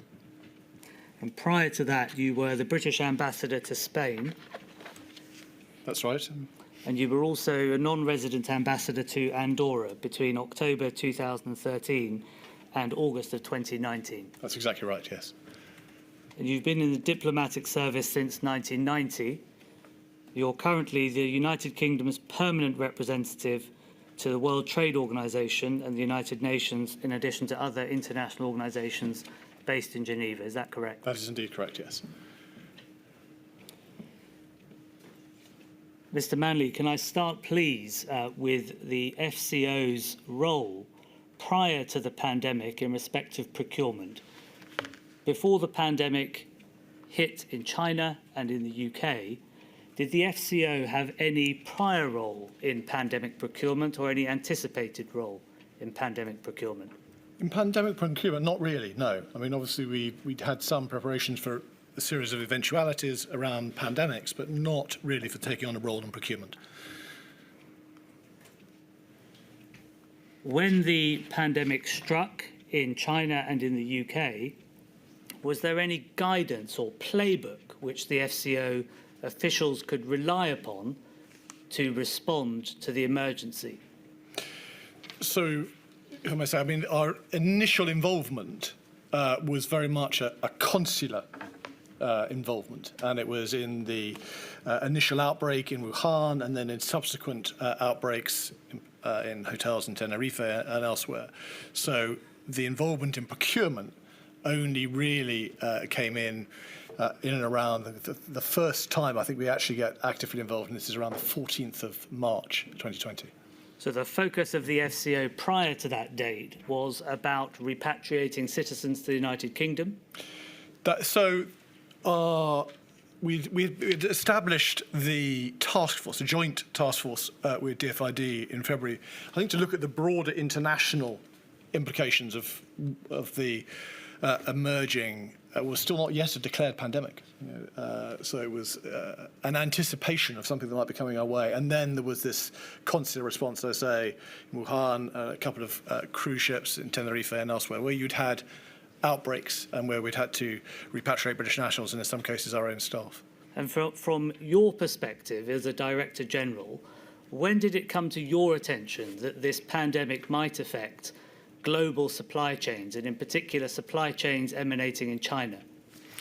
So I became Director General on the 16th of March 2020, so it's just after the initial requests out of Number 10 for help to secure ventilators. And so pretty much my first day in the job was dominated by this challenge. But throughout this early period, it is one of a series of challenges, and the challenges of returning British nationals to the UK continues to be a big focus for our organisation in those first few weeks and months. So to focus, please, on that initial request.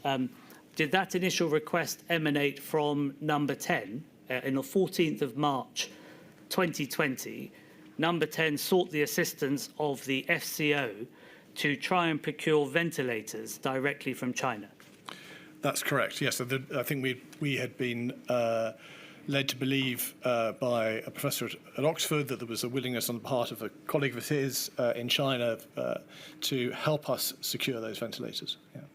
And in relation to that request, what assistance did the Department for Health and Social Care provide to the FCO? So, I mean, on the specific request in respect of China, that specific request didn't go that far. I mean, I think what becomes quite clear pretty immediately is that we have a bigger problem on our hands, and that there is a requirement to secure several thousand ventilators within the space of a month or so. And so where we go to DHSC essentially to understand precisely what it is we're looking for.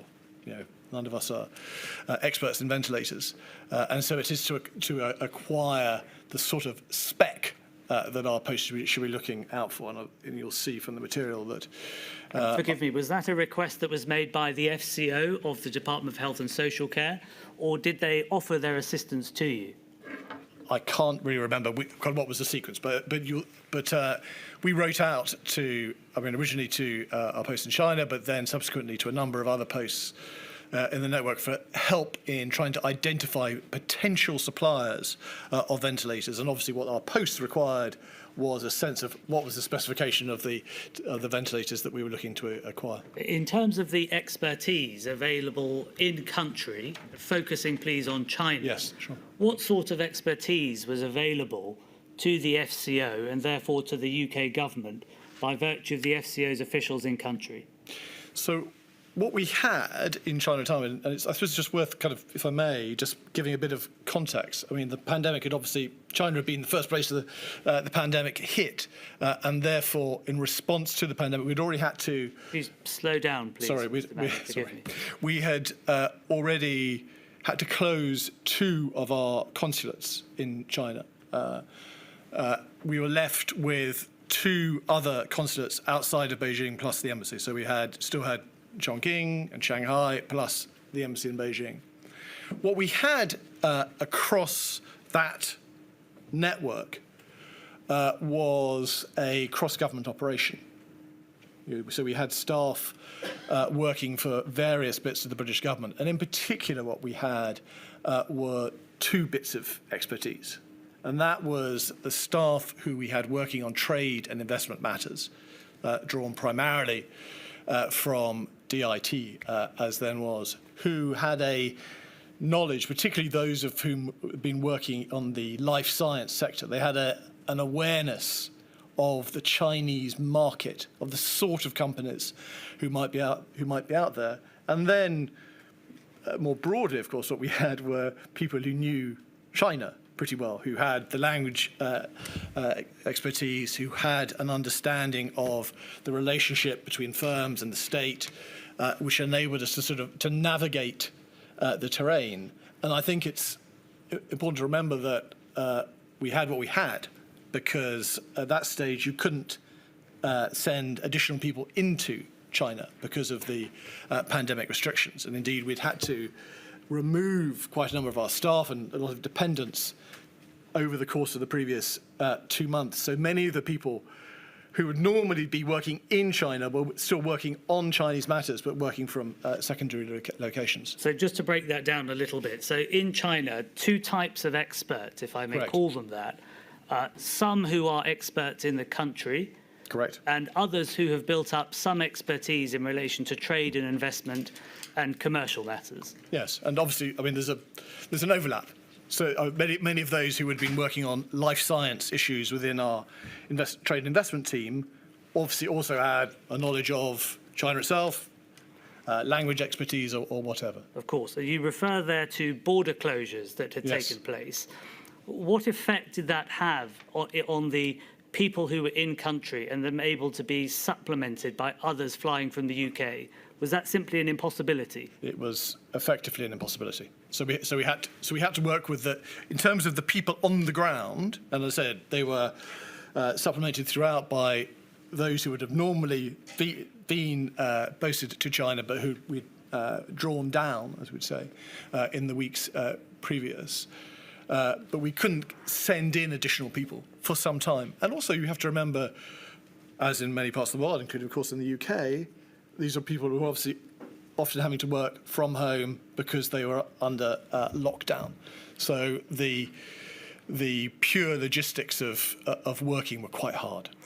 You, of course, were based in the United Kingdom, were you not? Yeah, I was indeed, yes. And in relation to the contact between the team based in China and the United Kingdom, did that come through the FCO in London, or was that directly with the Department for Health and Social Care?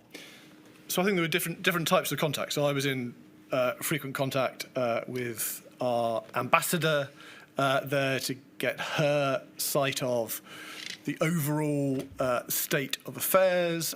We had unusually direct contacts between the network of the China network, who were busily trying to help DHSC procure goods, and DHSC. And we also had our team, became initially known as ACT, then GACT, and then GSEP, who were this interface, if you like, between our global network and our team in London. Thank you, Mr. Manley. We've heard about ACT, JACT, and so on just earlier this afternoon. Can I move on, please, from ventilators, which was the initial procurement request, to the matter of PPE and China buy? Could you talk us through, please, the evolution of the team moving from procurement and seeking out ventilators to seeking out PPE?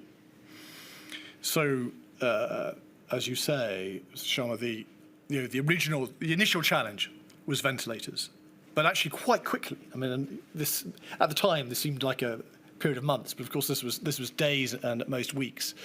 It became clear that the NHS was going to require vast quantities of protective equipment. And indeed, as we had been out in the Chinese marketplace, we had been conscious of the opportunities that already existed for PPE. And indeed, about a sort of week or so after I've come into the job, we were already asking the network as a whole to get a sense of what the sourcing opportunities are likely to be for PPE. When you're talking about the network as a whole, how many people, just roughly, are you talking in country, in China, doing this sort of work for the FCO? So in the case of China, which is probably the best documented, if I could put it like that, I mean, at peak, we have about anywhere between 170 and 200 people working on these issues in China on a shift basis. And of those people, what is the divide between those who, as you described earlier, are in-country experts or country experts, and then those with commercial expertise? I don't know the precise distinction between the two. The work that was being conducted by the FCO officials in country in China, could you help us please with how they went about sourcing PPE? Who were they approaching? Who were they seeking out contacts for? So, I mean, in the initial phase, that they are trying to understand what the landscape looks like. Who are the companies out there who might be able to provide at this sort of scale? It is, as you've heard elsewhere, including from the press of this morning, it's a very cutthroat market by this stage. There are obviously a number of other governments and organisations trying to secure PPE. So they're trying to identify what the possibilities are and then reporting back on those possibilities to DHSC. I'm sorry, who are they reporting back to? To DHSC, essentially. And in terms of the reporting back to DHSC, presumably there's this ongoing dialogue between the officials on the ground in China and DHSC. Are DHSC providing the specifications and the type of kit that they require? And is the China team responding to that? Yes, that's essentially the process. So, I mean, DHSC had that expertise, and of course they had the best understanding of the changing requirements for PPE as we understood better the likely path of the pandemic in the UK. And what sort of work, those officials based, again, focusing in on China, yes, what sort of work were they doing with respect to specifications and letters of intent and contracts, focusing in, please, on the very earliest stages of the pandemic?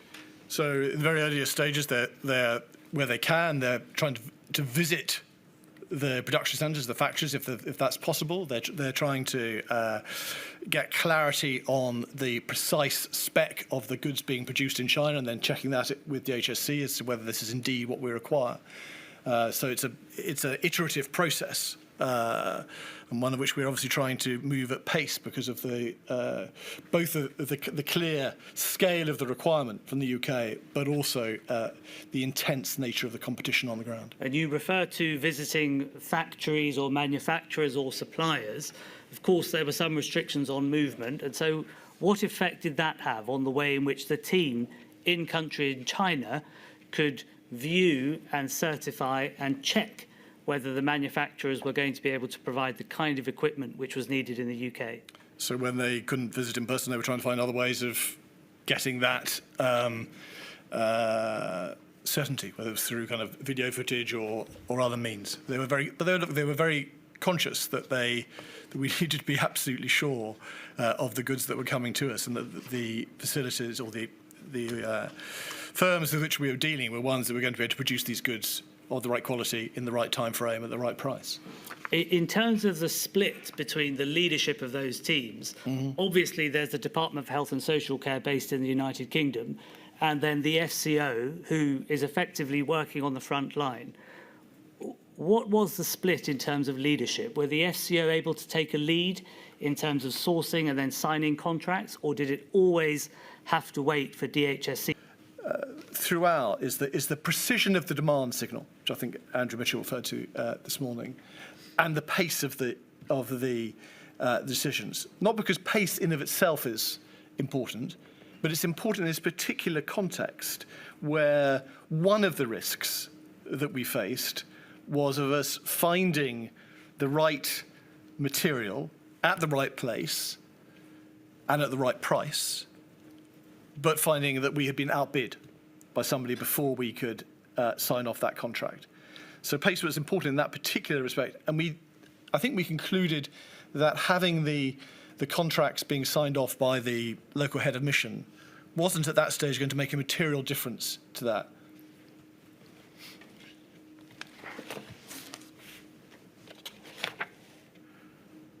Could we turn up, please, 493785?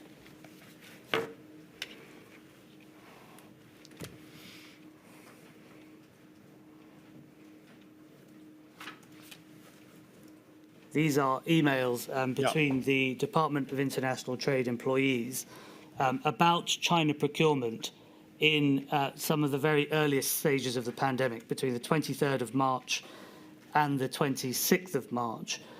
Could we go down, please, to an email on the 23rd of March from Mr. Duke? It begins the single most important ask. 2/3 of the way down, please. Yeah. 3 paragraphs from the bottom. The single most important ask from our team in China is this: London should approve procurement immediately of everything the NHS will need in the coming weeks and months. Delay will mean we may not be able to secure stock. We understand the need to prioritise, but we must stop, and my emphasis, our current sequential approach. Could you help us, please, with what you've described, which is, if I may say so, a sequential approach, some work being done in country, followed by some work being done by the Department of Health and Social Care, to what was required at the very earliest stages of the pandemic? So I'm not sure I necessarily, if I may say, describe that as an entirely sequential approach, because I think there's a constant process of engagement and interaction between the China network and DHSC. As I said, I can understand the frustration of those, if you like, on the front line in China who are out there trying to find this PPE, and often doing so, and wanted a quick answer because they feared, as I said, that, as in this case, that we would turn up 2 days later to discover that somebody else had come in the interim and had purchased those goods instead of us. I'm sorry, Mr. Manley, could I ask you just please to slow down a touch? So people were frustrated, I think, that they would, in some occasions, find items, would report that back And by the time that we'd got an answer as to whether this indeed was a contract with which we wished to proceed, that somebody else had come in and purchased it. On the other hand, I also understand quite how difficult it was to have a clear projection several months out of what our needs might be over the course of the year. So there was an understandable tension there. But throughout, we are trying to speed up the process. But at the same time, we have to have due respect for ensuring that we've got the right items at the right price and that we can be confident about the supplier. So it's a constant tension throughout this process. Could we please bring up that email again, 493785, just to see what the consequences can be in the event that speed is not prioritised?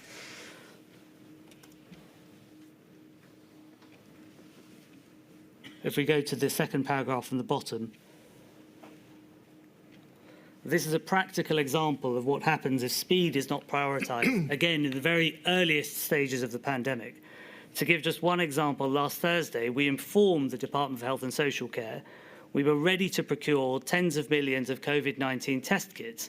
Today, we still haven't received the green light to place orders, and over the weekend, the United States bought all of the stock of COVID-19 testing kits in China.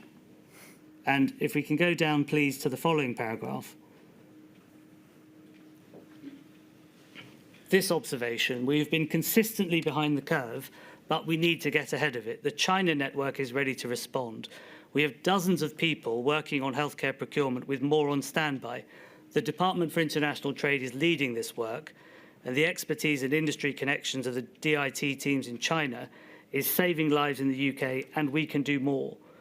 Please feel confident to strongly make the case in any meetings where the opportunity lies.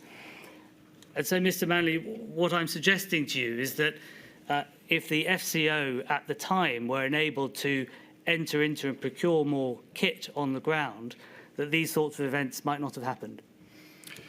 I think it was important for us to ensure that we were procuring the goods in a way that was consistent with the NHS's needs as they were being relayed to us by DHSC. And whoever was doing that procurement on the ground had to have that assurance at the end of the day. But I recognise it was as I said, it was an extraordinarily competitive environment, and frustrating therefore to the teams when contracts that they thought might be available kind of were lost to us.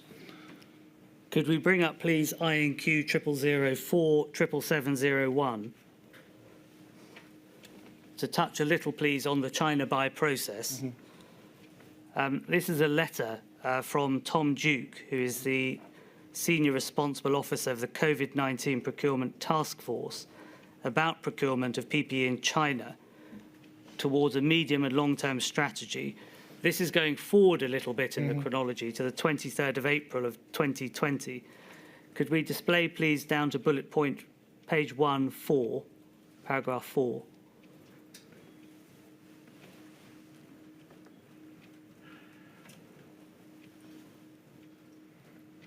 This, again, is an indication of the coordination that was required between the FCO, the Department for International Trade, and the Department for Health and Social Care. And if we can go down, please, to page 6.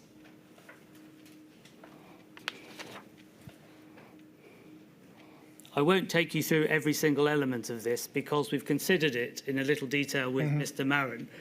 But the process through which offers had to be coordinated between the FCO in country in China and the Department of Health and Social Care in the United Kingdom, combined with such things as time differences, communication issues and the such like, would that not have slowed the process for procurement of PPE at the early stage of the pandemic and even into these later stages in April?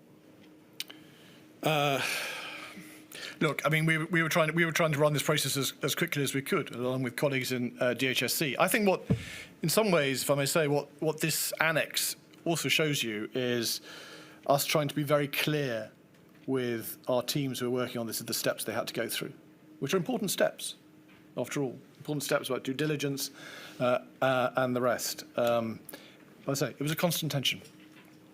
I recognise that. Could we go back, please, to page 1 of that document?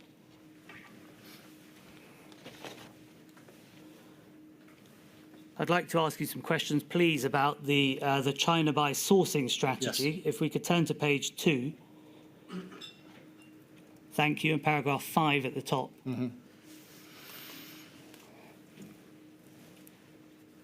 This sets out, again, this is in April of 2020, that the primary sourcing strategy for PPE in China was to work with large state-owned healthcare distributors, and explains the reason why that is.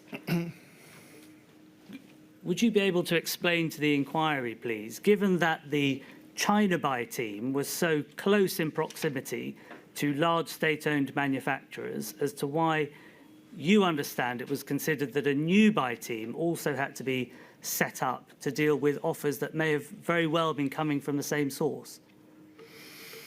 Yes, I've less sight, I have to admit, of that bit of it. I mean, what I think you see here is, perhaps coming back, if I may say, Mr. Sharma, to where we started, as to what is it that the people who we did have deployed in China brought to this operation. And I think what you see in this strategy, which prioritises state-owned enterprises, is that combination of sort of, if you like, political insight into the way that state and business operate in China, and a knowledge of the sector itself. And that led them to this conclusion about how we should focus our effort on the state-owned enterprises as a means of, if you like, reducing our vulnerabilities to securing contracts with companies who would prove less able to deliver the goods procured in the time and the quality. Did you or anyone else within the FCO raise the fact that the China buy team was very close to a number of large manufacturers in country, and that perhaps one of the strategies which ought to have been deployed would have been to focus attention on those factories rather than, as we've heard from other witnesses, intermediaries who sit between those factories and the PPE supply in the United Kingdom? Yes, well, Andrew Mitchell was explaining this morning. I think we were aware that intermediaries were not necessarily a particularly helpful avenue down which to go, because in many cases it turned out that you were dealing with somebody who was in turn dealing with the very company that we were already dealing with. So that kind of those. And sorry, just to break that down. Sorry. So what you're saying is that it's quite possible that there would be a contract with one of those large manufacturers in China, with which the United Kingdom government has a contract to supply PPE, and then in addition to that, the government may be contracting with intermediaries whose ultimate supplier is the same manufacturer. That would indeed be a possibility, and it's also something, to be honest, that happened to us outside of the UK. So I think, if I remember rightly, I think it was the case in Malta, where again we identified a company who showed that they were kind of be willing to sell their PPE to us, and then when we kind of looked further, we realised actually their goods were being produced in China. So there was a risk that we were going to go all the way round again to end up with similar goods, but would have been better off going to the original supplier. But at the same time, we were very. We wanted to ensure that we weren't neglecting a potential opportunity as well. So again, there's a tension there.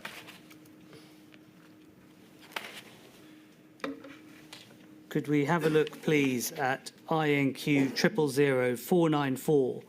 000494034, a document about this potential issue of gazumping, one contractor gazumping another contract in China. And if we turn to page 2,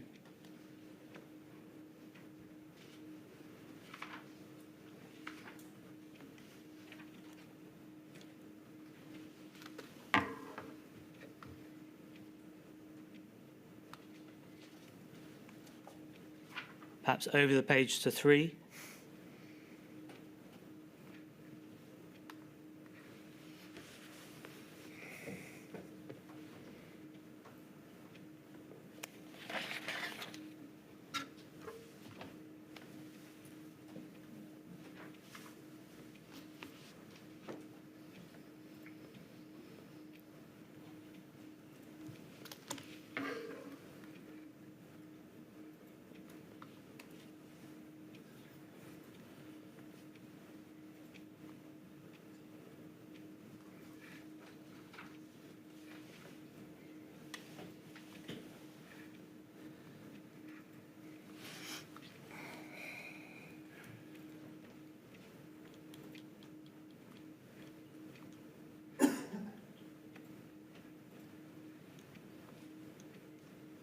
forgive me, there it is, at the second from the bottom bullet point.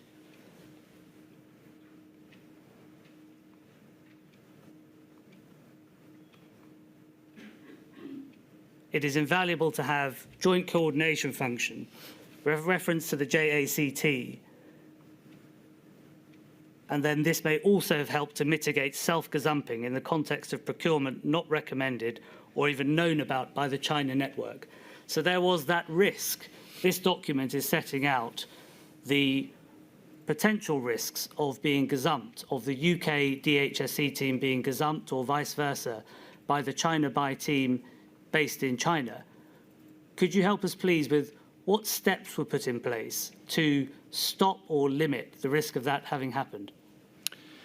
So, I mean, I'm not sure about the particular context of the assertion here, but it is certainly true to say that we were concerned at various points in this early period by the fact that we, so our sort of China network purchasing team, were not the only UK entity seeking to purchase PPE in China. So that there were cases of other UK entities, whether they be devolved administrations or NHS trusts or others, who were seeking to procure, and with a risk that you indeed did end up sort of, if you like, gazumping yourself, or at least competing against other UK entities. And I think you'll know that I think it's around the 16th of April or so when the Permanent Secretary at DHSC writes, for example, to the devolved administrations to stress the point that we're going to be trying to insist upon a kind of all UK procurement policy. Forgive me, Mr. Manley, it's my fault. This document I should have introduced to you. Sorry. What it is, it's a paper produced by the Department for International Trade. It's produced in the 1st of June of 2020, and it's headed that there are lessons learned for the London procurement team. Yeah. And that of one of the risks which is identified is that risk of self-gazumping and of intermediaries. And so the question I had for you was as to whether, to the best of your knowledge, there was a system or a process in place, either in China or in the UK or within DHSC, to make sure that the United Kingdom wasn't effectively competing with itself. So we recognised that there was a bit of a problem. And actually, I think DHSC, certainly in respect of the devolved administrations, took action to try and ensure that we were not competing against ourselves. But it had been a problem in the early stages. I think we'd be the first to admit that. And now, if I may say, was, you know, one of the, I think Andrew Mitchell this morning kind of focused on the role of the JACT as a sort of transmission point, if you like, between the demand signal and the supply signal, if I put it in those terms. But there was also a point about the JACT and indeed GSEP later on being a sort of single point of information for all of us within the system, including our ministers, as to where we were in the procurement process. And I think that was one of the things we were trying to sort through.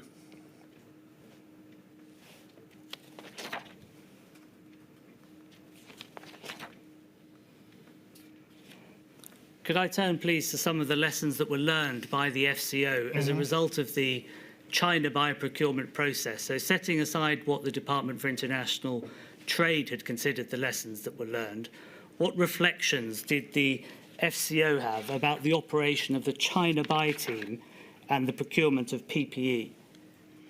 So I think, well, two things. I think we thought they did a tremendous job. First of all, they did a tremendous job in the most difficult of circumstances, as so many other people did in response to the pandemic. This cutthroat competition, the pace at which they were having to work, the pressure which they felt on, as we all did, to secure first ventilators and then PPE at pace for our colleagues back on the front line in the NHS. Forgive me, in the witness statement of Sir Philip Barton, Yeah. he describes that a number of the issues arise from staff training and a lack of expertise on the front line in China. Is that a sentiment that you agree with? Yes, no, I do. So I agree. So we drew a number of lessons from it, which we've put into practice, or trying to put into practice, which include the training that's available to people, or the procurement policies that we have in place. But I would just want to register that I think, in terms of the commitment that those officers showed, the skill and dexterity they demonstrated in very difficult conditions, they did a tremendous job. We were constantly learning, constantly trying to adapt our processes and procedures. And I think you see that working through the 3 or 4 months of the first few months of the pandemic, as we shift the structures of the JACT or the China network, we shift the way that we are doing this, partly for the lessons, partly of course because needs change, and we moved from ventilators to PPE, and then we realised that the sort of volumes of PPE that we're going to need to continue to procure are such that we need a slightly different model, and it's one that is more kind of UK or London-based than the one that we'd started with, and also because you've been running what's effectively a crisis operation, drawing on staff who are not, fundamentally versed in procurement matters or even healthcare matters, and taking them away from other jobs, and you're having to try and get yourself back onto a more sustainable footing. So there's a process of near constant evolution through the course of those first few months, and then a sort of lessons are being learned all the time, some of which are immediate and they're being put into practice and changes to the way that we're doing things on the ground, and some of which are longer term. Pause for a moment, please. And if I could just ask a question. Yes. Going back to Mr. Sharma's question and the lesson learned, I understand that you accept the proposition that there may have been a lack of training or expertise. I'm just wondering how you put that lesson that you've learned, how your former colleagues put that lesson that's been learned into practice to apply both to business as usual, because presumably your people in China are having to deal with business as usual as well as a pandemic. How do you get the right kind of expertise and training for your people in China? As you say, you couldn't send new people in who were properly trained. So how does that work in practice now? Well, I think it's a very good question, because I don't think it would be practical to make every member of the China network a procurement specialist. So what we're trying to do is to try and ensure that we've got higher levels of basic knowledge across the system, and that we've got the procurement policies in place that would enable them in such an eventuality. But it was, as we all know, an extraordinary time in which each and every day, every assumption that we might have made was being thrown up in the air, and we were having to adapt constantly to those changing demands.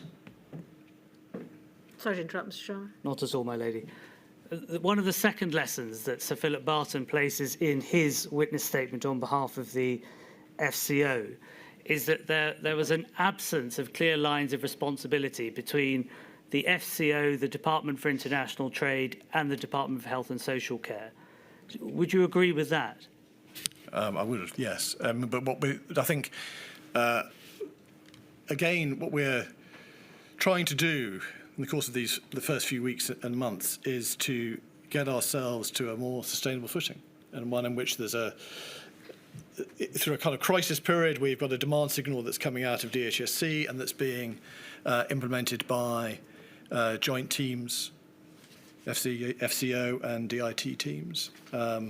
JACT starts as being a kind of primarily FCO team, becomes a joint FCO, DIT, DHSC team, and then modifies itself again and becomes a kind of DIT-led GSEP. So we're evolving constantly.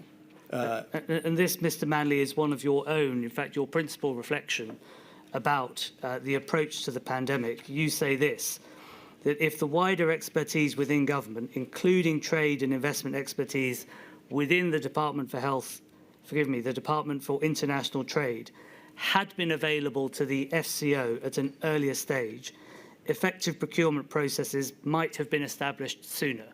Yes. We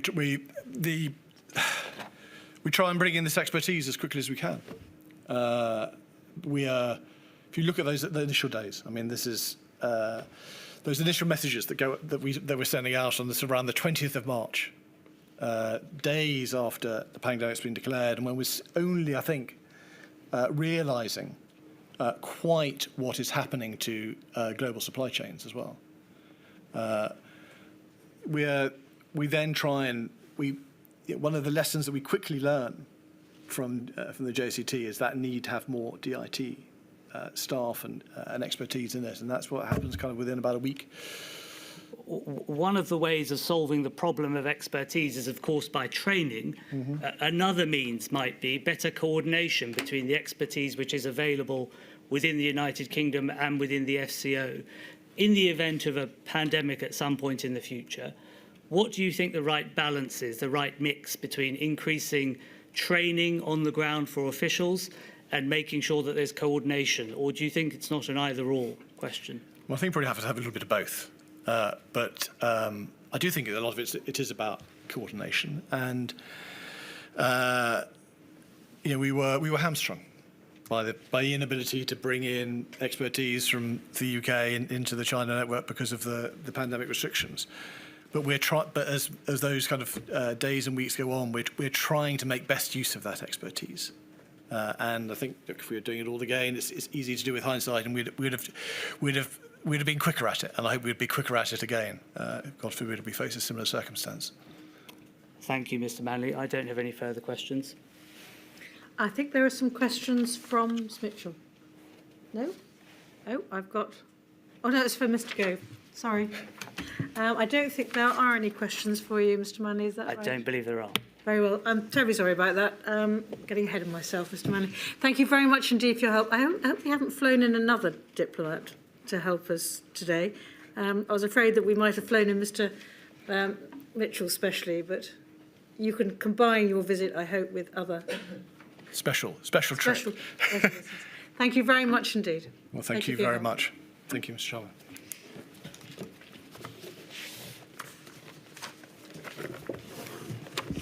I think you might as well continue, Mr Ward, if you're happy to. Yes, very happy, lady.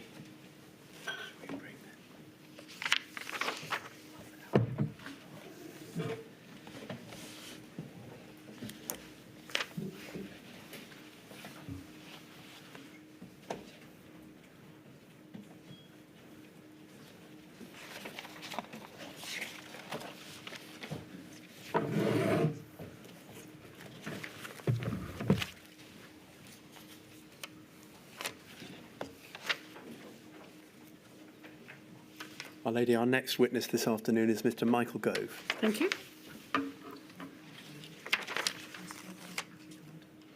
I swear, by Almighty God, That the evidence I shall give that the evidence I shall give shall be the truth, shall be the truth, the whole truth, and nothing but the truth. Mr Gove, I hope we haven't kept you waiting for too long, that you not at were all. warned. No, thank you very much, my lady. No, not at all. Please state your full name for the inquiry. Michael Andrew Gove.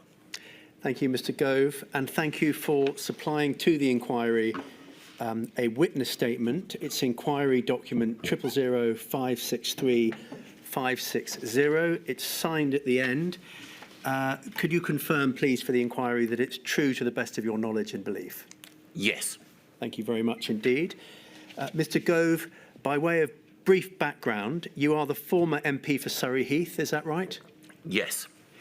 You've held numerous senior roles, including ministerial ones within the Conservative Party, but for the period of relevance to this module, you were the Chancellor of the Duchy of Lancaster between January 2020 and September 2021, is that correct? Yes. And you were the Minister for the Cabinet Office from mid-February 2020? Yes. Yeah, thank you. And you are now the editor of The Spectator. You've been so since October of 2024. Yes. Thank you, Mr. Gove. Moving on then, please, to your role in pandemic procurement, which is obviously the subject of this module. You've told us in your witness evidence that that role was relatively limited and led by DHSC. Is that right? Yes. Yeah. Throughout the period that is relevant to this module, your fellow minister there was Mr. Matt Hancock, from whom we'll be hearing in due course. Yes. Yeah. We know from your evidence also, Mr. Gove, that you attended a range of important decision-making fora, sometimes attending, sometimes chairing, including COBRA, the General Public Service Ministerial Implementation Group, HMIG, Cabinet, COVID-0, and meetings with devolved administrations, yes? Yes. And you tell us very candidly, if I may say so, that you have no extensive knowledge of public procurement law. That's the position, isn't it? Yes. But you are nonetheless, Mr. Gove, familiar with the importance of ensuring that fairness and transparency is achieved through that process at all times. Yes, consistent with other priorities. Yes, I don't know whether you have been able to tune in to last week's evidence at all, have you, Mr. Gove? I've had the chance to read some of it. Yes. I don't know whether you have read, therefore, the evidence of Professor Sanchez-Grael's. You will then recall a set of principles that govern procurement and his evidence that not just even in an emergency, but especially in an emergency, fairness and transparency are to be maintained. I read his evidence both here to the inquiry and also the report that he prepared. I think there are a number of flaws in his analysis. Well, I'm not going to ask you to critique his analysis. I'm asking you a very specific question about transparency and fairness. Can we limit ourselves for these purposes to that? Would you mind? I think we'd better give Mr. Gove the chance to see if he wants. Can you summarise your... Yes. Mr. Gove? So Professor Sanchez-Grael's is both an academic and a lawyer, and in his work he exhibits the weaknesses of both of those otherwise admirable professions. He outlines an adherence to EU legacy law, which seems to me to be almost theological in its how can I put this, finickiness. And it is also the case that he seems profoundly to underestimate the degree of pressure under which this and other governments were placed at the beginning of the pandemic. So while I am a huge admirer both of academics and of lawyers, all professions have their flaws, and Professor Sanchez-Grael's exhibits both of those flaws in his report. All right, Mr. Gove, I don't think there's any dispute that you and others, we've heard from some of them last week, were under terrific pressure during this period. The simple point, and it's a point relevant to one of the High Court judgments of which you may be aware, is that even during emergency procurement, it is necessary, it is essential to maintain principles of transparency and fairness. In that particular case, or cases, they related to equal treatment, and the publication of contract notices after the event. Yes, and I take it you're referring to the case that dealt with Pestfix, Clanderboy and Ianda. I am. They're both good law project cases. They're separate cases. One of them found unequal treatment as a result of the high priority lane, to which we'll come in a few moments. And the other found as a result of notices not having been published within the requisite time or at all, that requirement of transparency had not been met. Yes, I have a very low opinion of the Good Law Project. I believe that its title is an almost perfect oxymoron. The man who runs it is a politically motivated grifter. All right, well, thank you for that, Mr. Gove. It wasn't a question I was asking you, but you've said your piece. You do, by contrast, have an enormously high opinion of Lord Agnew, don't you? Yes. Yeah. And you say so in your written evidence. You delegated authority for issues pertaining to government commercial activity to your junior minister, you say Lord Theodore Agnew. Did he report to you? Yes. Yeah. So you were provided with updates so far as his involvement in public procurement was concerned? Yes, but there would be many decisions that Theodore would take, which in the course of any given day, I would not seek nor wish to micromanage. Do you have any sense of what proportion of his time was devoted to the challenge of emergency procurement? A significant amount, but I would not be able to put a percentage upon it. Okay, thank you for that. You say that he had a vitally important role within the Cabinet Office. You describe him as a linchpin. You use various other adjectives describing him in heroic terms. Yes. And indeed, you describe him as a hero. Yes. For his role in public procurement. Absolutely. Yeah. All right, thank you for that.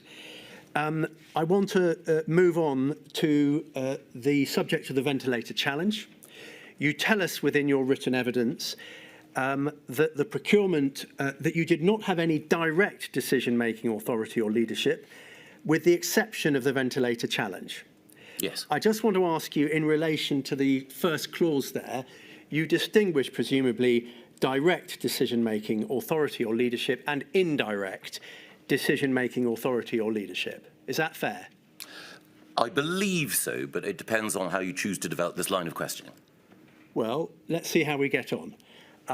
By direct, that is issuing an instruction, a clear instruction. I don't know whether you followed or read Mr. Rees-Williams' evidence or Sir Gareth Rees-Williams' evidence of last week. I did. You did.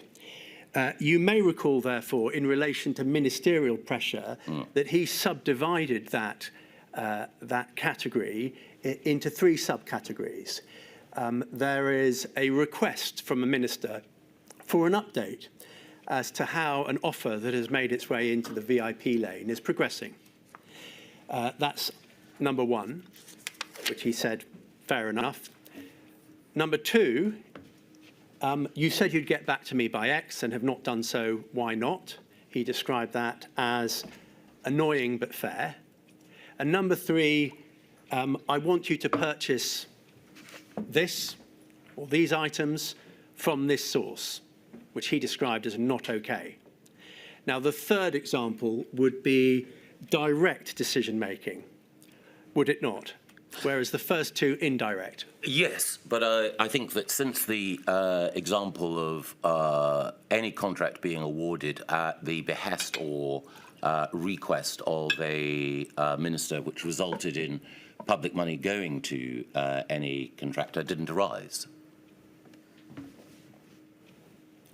Sorry, you acknowledge that the third species, the third subcategory that Sir Gareth postulated last week would be direct intervention from a minister, if it existed? Yes. Yeah, all right. You say that you had no direct decision-making authority or leadership, with the exception of the ventilator challenge, where you did. Yes? Yes. Because you had direct intervention, you had direct involvement and intervention in that challenge. Well, it may help the inquiry to note that in the ventilator challenge, which followed on from the inability of the government to procure ventilators at a time when they were considered to be a vital element in the response to COVID, the Prime Minister asked the Cabinet Office to lead an innovation partnership type arrangement, during which there were a number of companies, some of them established medical suppliers, one at least not, to see if it was possible at pace to provide the NHS with the equipment that it was at the time so desperately in need of. I believe that the eventual outcome of that was a success, and I believe that Gareth Rees-Williams and Theodore Agnew deserve enormous credit for it. All right, well, we heard evidence about the ventilator challenge, as you will know, last week, particularly from Sir Gareth. But since some of that correspondence included or was sent by you, it's important and only fair to you that the inquiry should hear directly from you in relation to it. And that's what I want to move to now, if I may. Of course. Thank you. Could we have, therefore, INQ 000 04, sorry, it's quadruple 0 48399 up on display. As early as the 20th of March 2020, which was 4 days after the ventilator challenge was announced, the Prime Minister, in a WhatsApp messaging group, which I don't think included you. No, it did not. Was messaging about ventilators. And he said this, Dyson freaking. Then we have action this day. Mr. Hancock says, I have also received the same. I will talk to Dyson and Michael, which I presume is yourself. Yes. And sort it. Were you at this point informed that Sir James Dyson was freaking? I was certainly informed, I don't know if it was precisely at this point, I was certainly informed at different points of the frustrations that Sir James Dyson felt with the process of Dyson, the company's involvement in the ventilator challenge. Was pressure being applied to you to include Dyson in the ventilator challenge and to progress its design? Pressure was being applied to me to ensure that we got ventilators to the front line, and the decision to take procurement of ventilators out of DHSC and into the Cabinet Office for the ventilator challenge was a reflection of the Prime Minister's judgment that DHSC was doing an enormous amount under pressure, and that Sir Gareth, because he had some experience in this area, could help us to secure those supplies. A number of different companies were involved in that process, the most high profile of which, to those who would not have been involved in the field of medical equipment, would obviously have been Sir James. I note that, save for that last part of your answer, you have answered in general terms.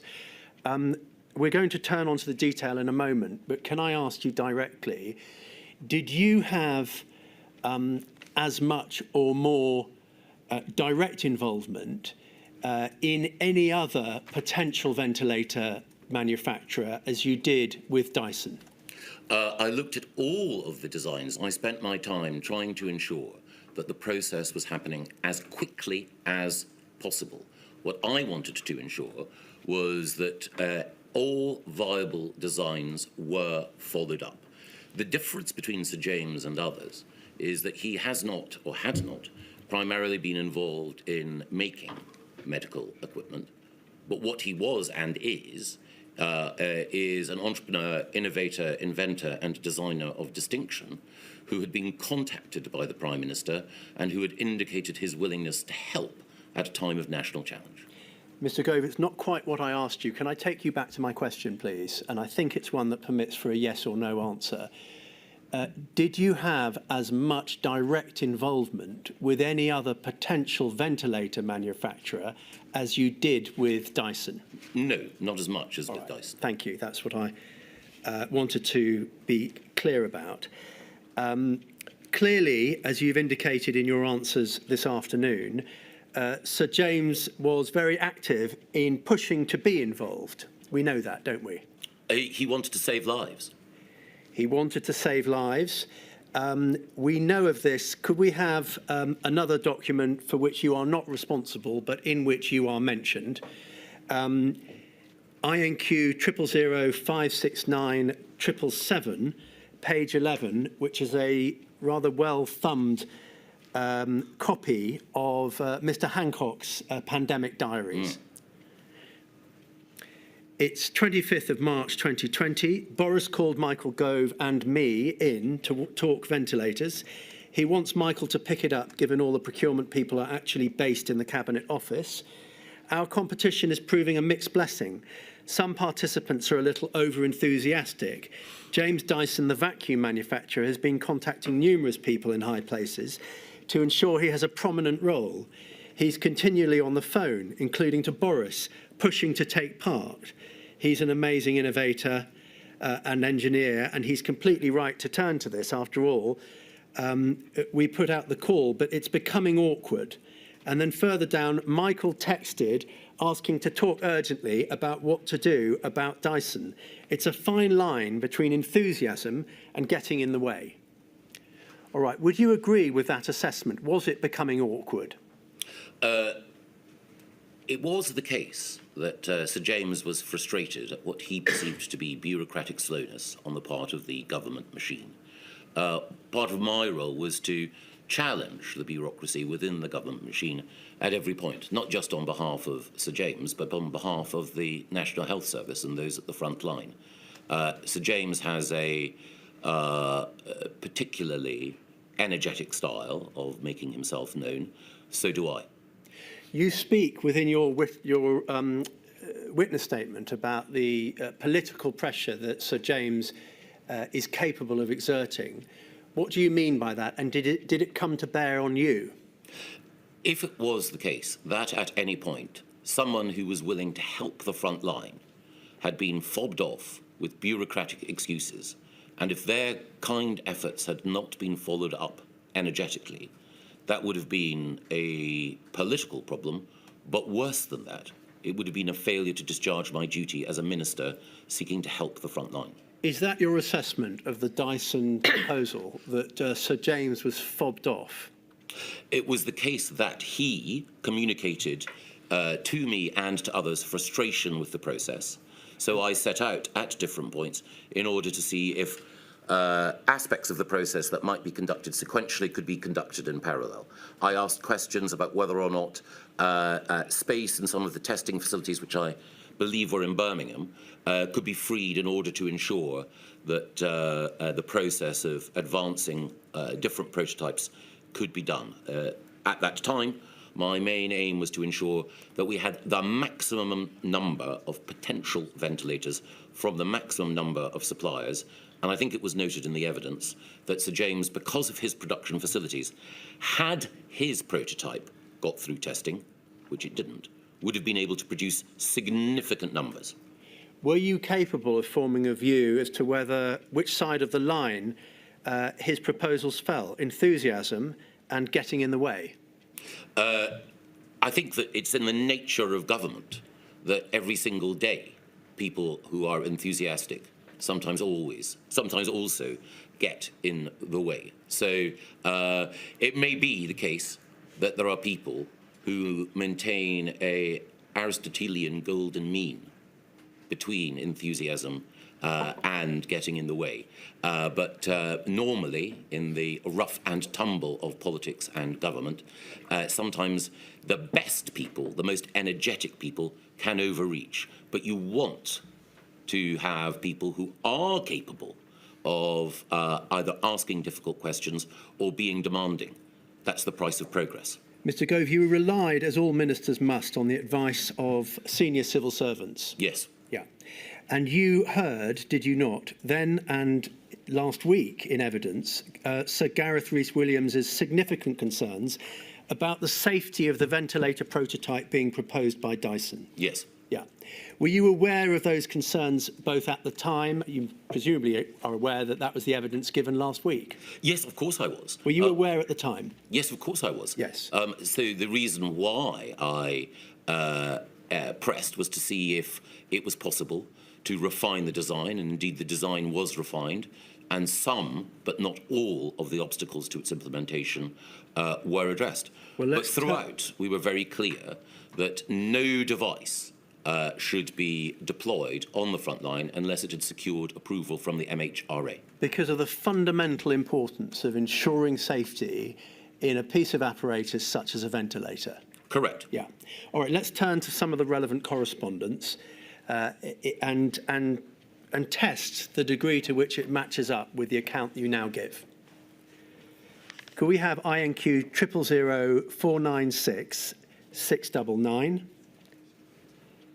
It's an email dated the 25th of March 2020 from Sir Gareth Rhys-Williams to Sir John Manzoni. CDL, that's yourself. Insistent, in capital letters, we place an order with Dyson, contingent on passing clinical and passing MHRA approvals. They are working at full speed already, but if that's what CDL wants, ... All right, that's the first one. Before I put a question to you, I'm going to bring up onto the screen the second one.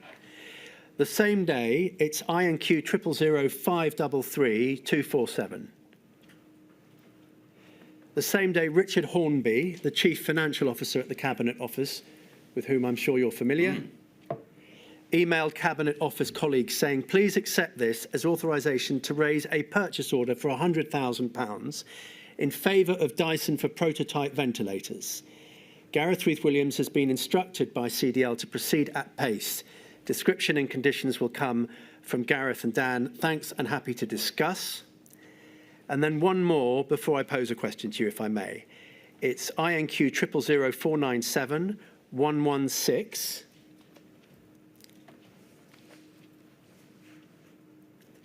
And this is a few days later. Yes, there it is. If we just scroll up, we'll see who this comes from. It's from, yes, it's from your office. Yes. Dear all, and there are a number of action points there. Do you see 1, 2, 3, 4, 5 down?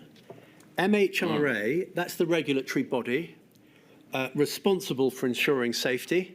And GRW, Sir Gareth Reith-Williams, to ensure by the end of Friday, and this is written on a Wednesday, to ensure by the end of Friday the Dyson product has first been tested and second has been approved by MHRA. Now, Mr. Gove, given what you say about the importance of safety, given that you say that you regarded your role only as one of unblocking bureaucracy, how was it that you were able, on Wednesday the 25th of March, to give a clear instruction that not only would the Dyson product have been tested 3 days later, but also approved by MHRA by that time? I could not tell the MHRA what to approve and would not. I think that this is private office shorthand for we would hope that it had been tested and, if tested satisfactorily, approved by the MHRA to that timescale. I was anxious to ensure at all points that if we could, that we had products that could save lives operating at the front line. But it's absurd to imagine that I or any other minister could instruct the MHRA, an independent regulatory agency, to approve a product. If I had told the MHRA to approve a product, they would have told me where to get off. Well, Mr. Gove, that's the reason that the question's been put to you. Let's see how others on this email string interpreted what it was that you were doing at this point. Could we scroll up a little bit?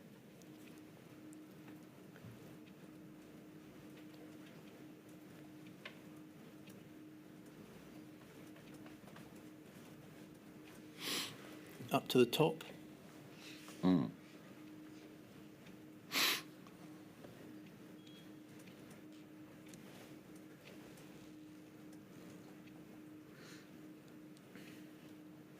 Yes, there it is. This is from Graham Tunbridge from the MHRA itself. The readout from CDL's private office and a response by John Manzoni are below. In short, you will see that CDL was keen to press forward with Dyson's proposal to a timescale that is totally unrealistic. Well, that's one point. That's going too fast, going faster than we are capable of achieving safely, based in part on promises made by Dyson that are already not being fulfilled. In addition, however, CDL did not appreciate the level of risk involved in the manufacture and use of ventilators and wanted to circumvent the expedited regulatory process that has been put in place. Note the word circumvent. Strong language for a regulatory body charged with ensuring the crucial safety of devices used to maintain life.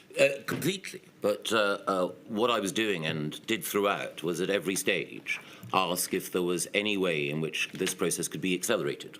Why? Because I wished to see ventilators placed at the disposal of the NHS at a time when it was felt that we needed them, and we needed them delivered at scale. So whether or not Graham Tunbridge was in any of the meetings, I'm not sure that he was in many. If he had been, or if others had been, they would have been able to tell you that I was asking a series of questions in order to ensure that the process was as efficient, effective, and fast as possible. But whenever confronted with brute facts about safety or otherwise, I would always accept them. It's the role of ministers to challenge, and indeed, one of the conclusions of an earlier module of the inquiry was that ministers have to challenge the advice they are given. Mr. Gove, you've said that in answer to previous questions, but it does seem from this email correspondence that what you were doing is stepping beyond that role and mandating a regulatory body to do neither what it could within a given time frame, nor what it might not end up doing, depending on the result of its testing. I'm No, sure that's not true.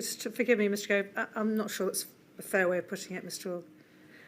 The idea that a third party comes up with the word circumvent does not mean that Mr. Gove is trying to circumvent. I think we need to be careful. Mr. Gove, you've given your evidence. You were not seeking to circumvent the role of the MHRA. No, and it's ludicrous to imagine that any minister could have done. Just imagine the situation, if you will. A minister, Matt Hancock, Boris Johnson, says we want to have a potentially lethal machine in hospitals deliberately so that we can meet an arbitrary deadline. It's inconceivable.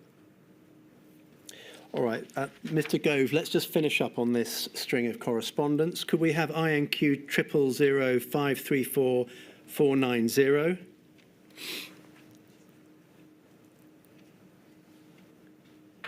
And this is a further, I just want you to have the opportunity to respond to this, if you would.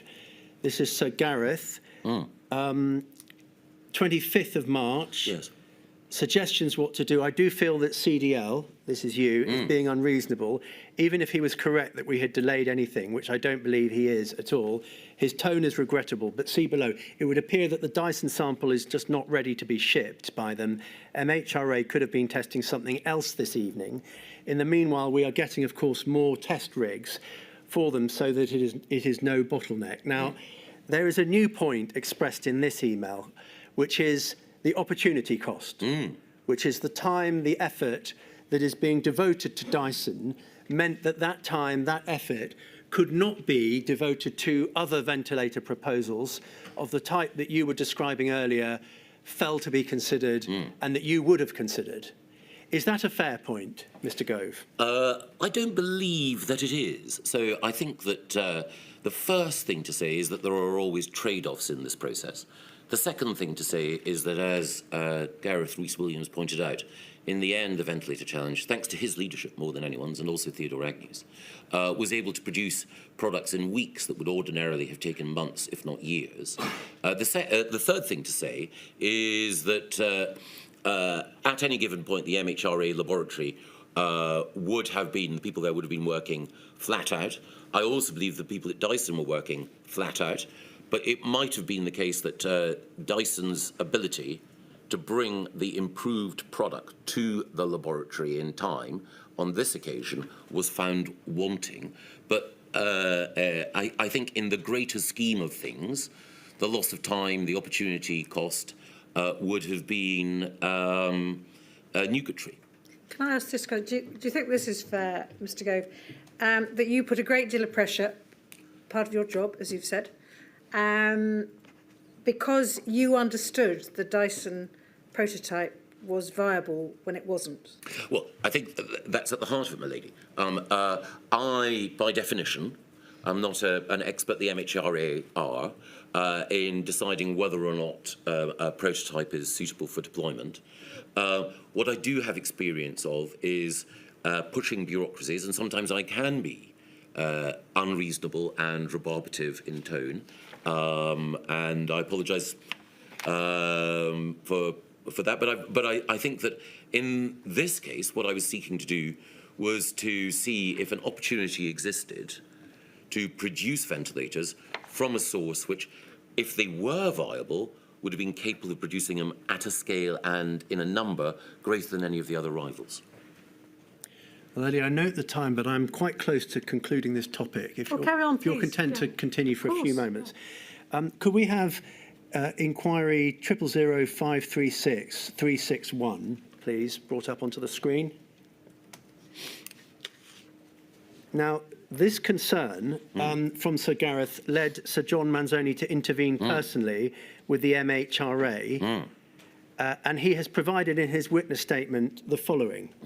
He says, I can recall that I was concerned that, by virtue of the meeting being called by CDL, indirect pressure was being placed on the MHRA indirect pressure to approve the supplier's design at the stage of selecting suppliers to progress in the ventilator challenge.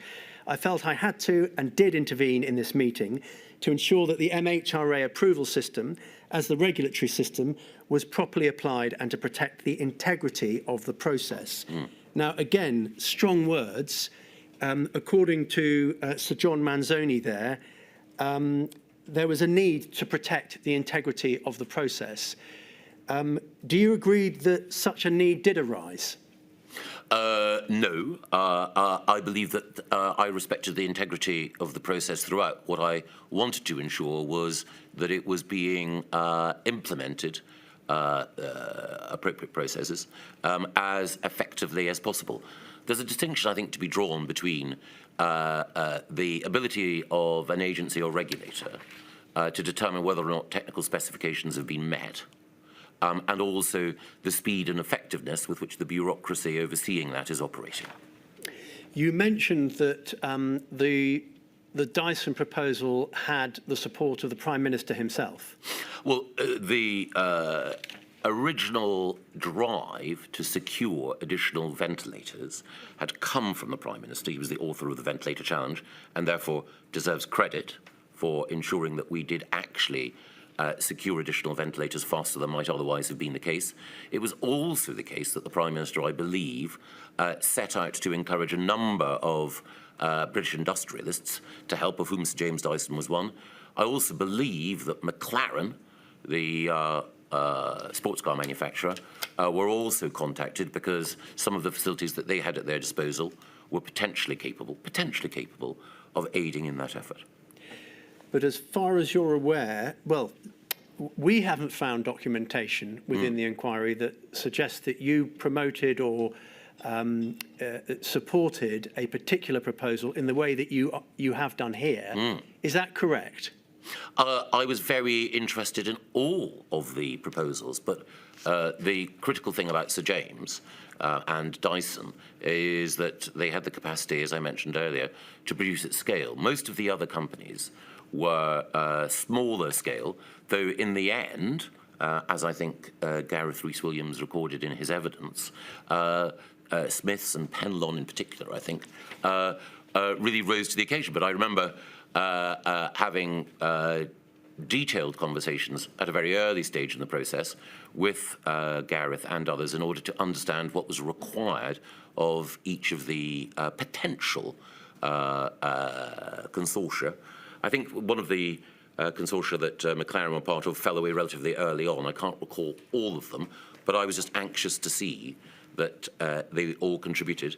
And I also felt, as I say, that given Sir James and his team had a record of deploying ingenious solutions to intractable problems, the fact that they were involved was an asset. Final question on this topic, Mr. Gove. Looking back with the benefit of hindsight, it's always very helpful to have that benefit. Any regrets? Do you have any regrets in the way in which the Dyson matter was handled, or the proposal was handled? No, I don't, because I think it's right to acknowledge that Sir James, having sought very hard to ensure that he could provide a viable ventilator, in the end bore the costs himself of the work that he had carried out at risk. And he's a man of means, but I think that he, or his company, bore costs of £20 million. The reason he was acting as he was is because he believed that he wanted to help the NHS. I think that there's been a focus on Sir James because it was erroneously suggested that he was a donor to the Conservative Party. The BBC had to apologise when it was pointed out that was not the case. Sir James inevitably attracts attention and controversy because of his support for Brexit. But I think that the overall ventilator challenge, as I say, worked well, and everyone within it, particularly, as I say, Gareth Rhys-Williams and Theodore Agnew, deserve thanks and credit.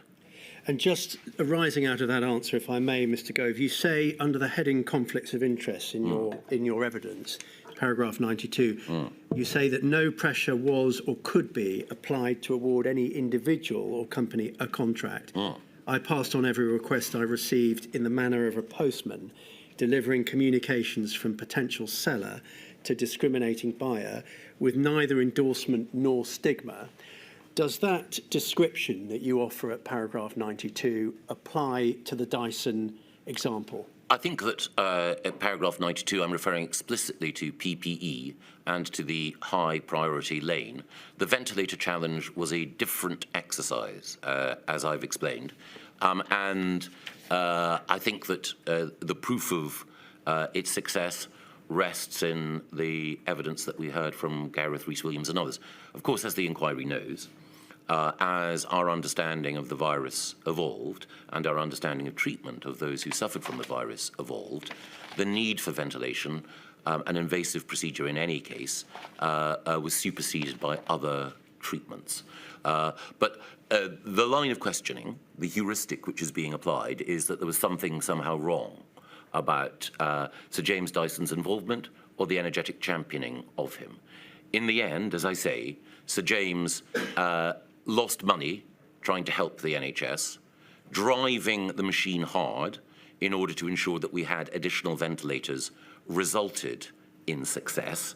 One of the problems governing debate outside this inquiry on procurement is that individuals like Julian Morm and others have sought to suggest there was something somehow fishy, stinky or corrupt about this process that is, as I say in my statement, politically motivated bilge. Thank you. I think that's a moment to take a break, Mr. Wald. You remember, Mr. Gove, we take breaks for the stenographer, and I promise you we will finish your evidence today, and I shall return at 25 to. All right.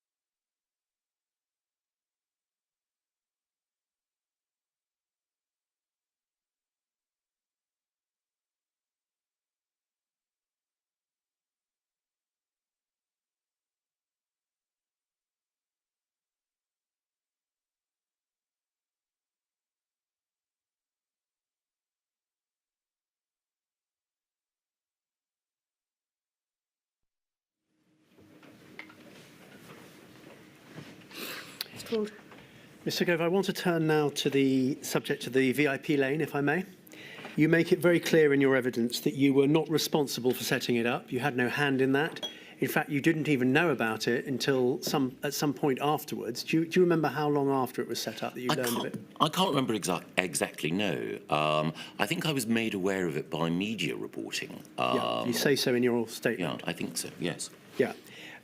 You may have read or heard last week's witnesses. None of them would favour a reinstatement of a VIP lane or a high priority lane in the event of a future pandemic which called for emergency procurement.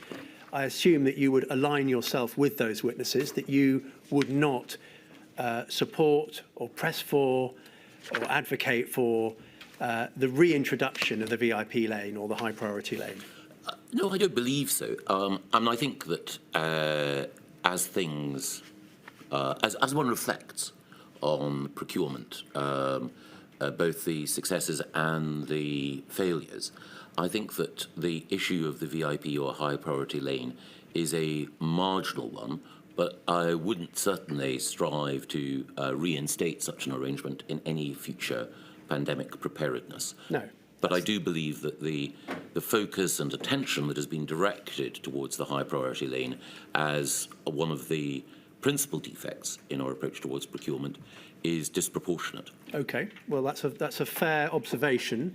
There's the optics of it, but then there's the actual functioning of it. We touched upon the High Court challenges. The VIP lane was found to be unlawful on grounds of unequal treatment. So it's not purely a matter of optics, is it, Mr. Gove? Well, I've read Mrs. Justice O'Farrell's judgment, and indeed you are right that its operation was found to be unlawful. But it's also the case, I think, that the judgment concludes that the contracts would have been awarded to those respective bidders in any case. And I also think it's important to bear in mind the point that's made by, several points that are made by Nigel Boardman in his report, his review into procurement overall. He makes the point that government needs to be willing to experiment simultaneously with several potential solutions, acknowledging that some of them might not work, given the nature and the scale of emergency procedures. Mr. Gove, I'll come in due course to invite you to offer your view on what alternative solutions might look like, particularly given your wealth of experience in government. Thank you. But just to respond, if I may, and ask you a further question based on what you've just said. You're right, of course, that in the case where unequal treatment was found, it was also found that the particular contracts that were there being considered would have been awarded in any event. Yes. Yeah. But we are, in this inquiry, focused on systems, aren't we? And so we are looking, as we must, at finding better ways of emergency procuring in the future. So the fact that a particular contract or three may or may not have received an award ultimately is, to use your language, marginal. It's not really the crux of the matter, is it, Mr. Gove? Well, again, I think there have been various attempts, statistical attempts, to suggest that somehow the high priority lane massively distorted the process of procurement. And I think, again, there are deeper and more profound problems with procurement, both as we saw during the pandemic and more broadly, than the operation of the high priority lane. All right. As I said, I will come back to it. You've offered a page or so of reflections at the end of your witness statements, and I want to ask you briefly about those towards the end. Thank you. You've told us within your written statement that as a high priority minister with a coordinating role during the pandemic, you were often in receipt of a very large number of offers of assistance. And you cite the example of one of them, your then Shadow Minister, Rachel Reeves MP. Yes. Yeah, and you provided a response to Rachel Reeves, who was requesting an update in relation to a number of offers. Let's have a look, if we may, at your response. It's INQ 000512941. 941. It's dated the 2nd of May 2020, so it postdates the existence of the high priority lane. Were you aware of it by now? Do you know? I can't recall if I was specifically aware of it at that time. Okay, very fair. You've said that if businesses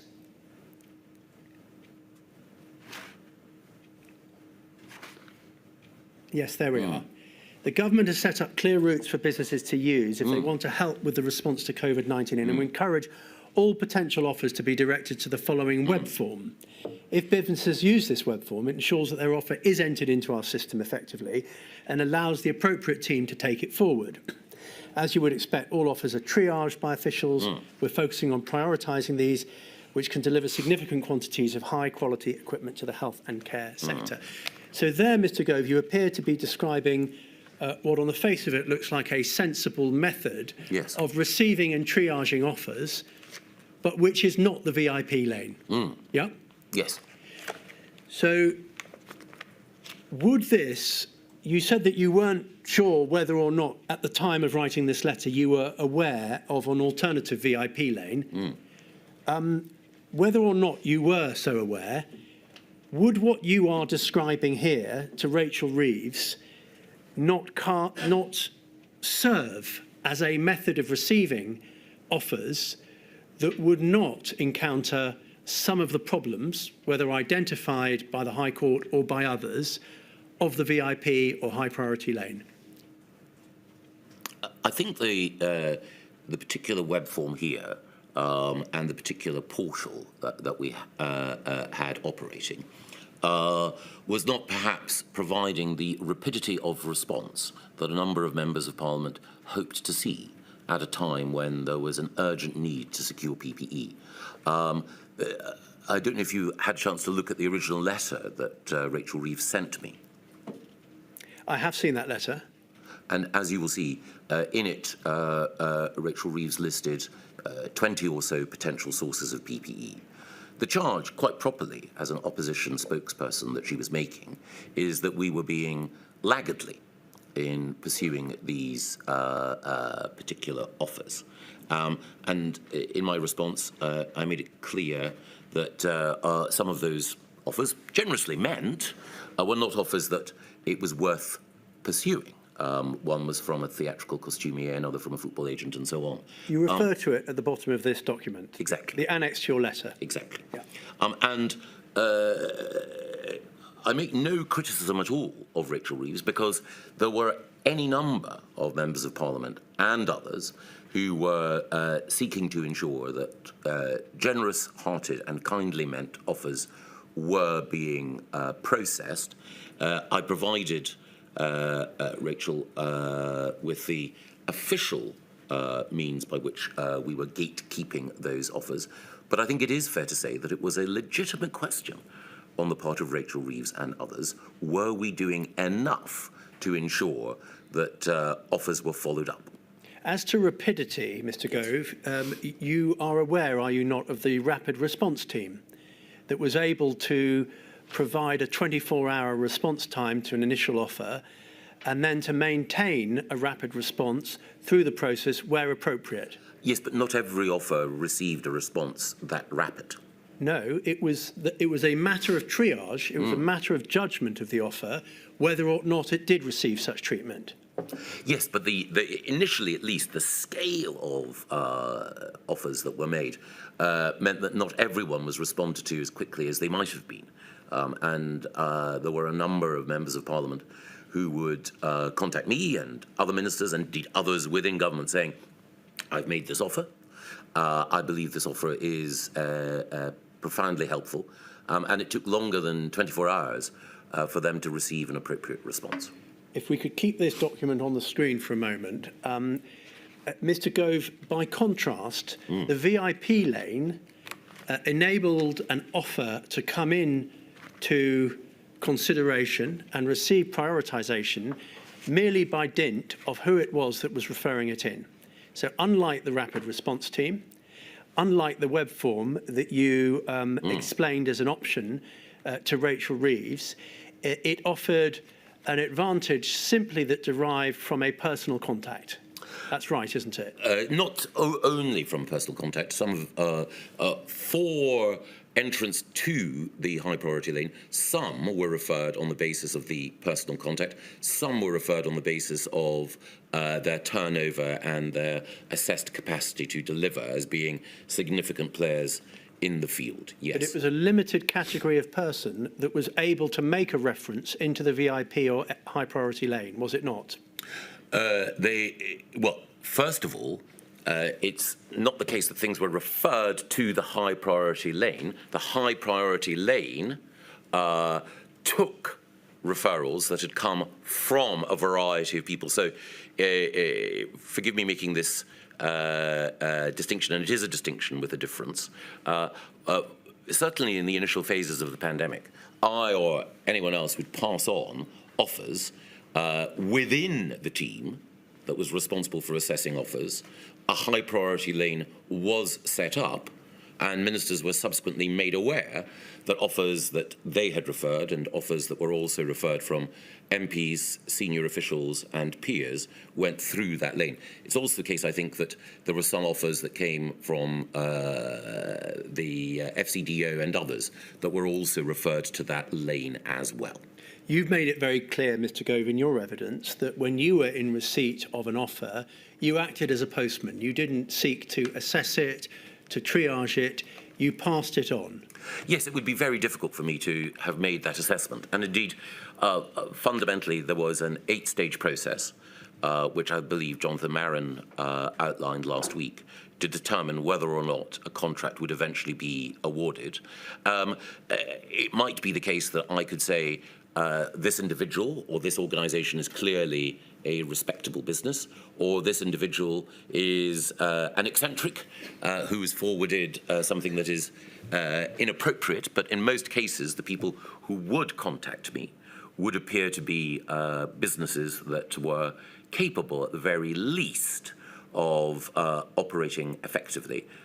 The high priority lane would then conduct an initial assessment, and then after that there were 2 more processes that had to go through. So the high priority lane, like the Make team and the China team, was, as it were, a tributary that went into the broader reservoir, and then from that reservoir a variety of tests were applied. Mr. Gove, thank you. It wasn't a criticism, and I note the time. We've got a bit to get through, so if we could try and keep the answers a little bit more succinct, that would help us all enormously.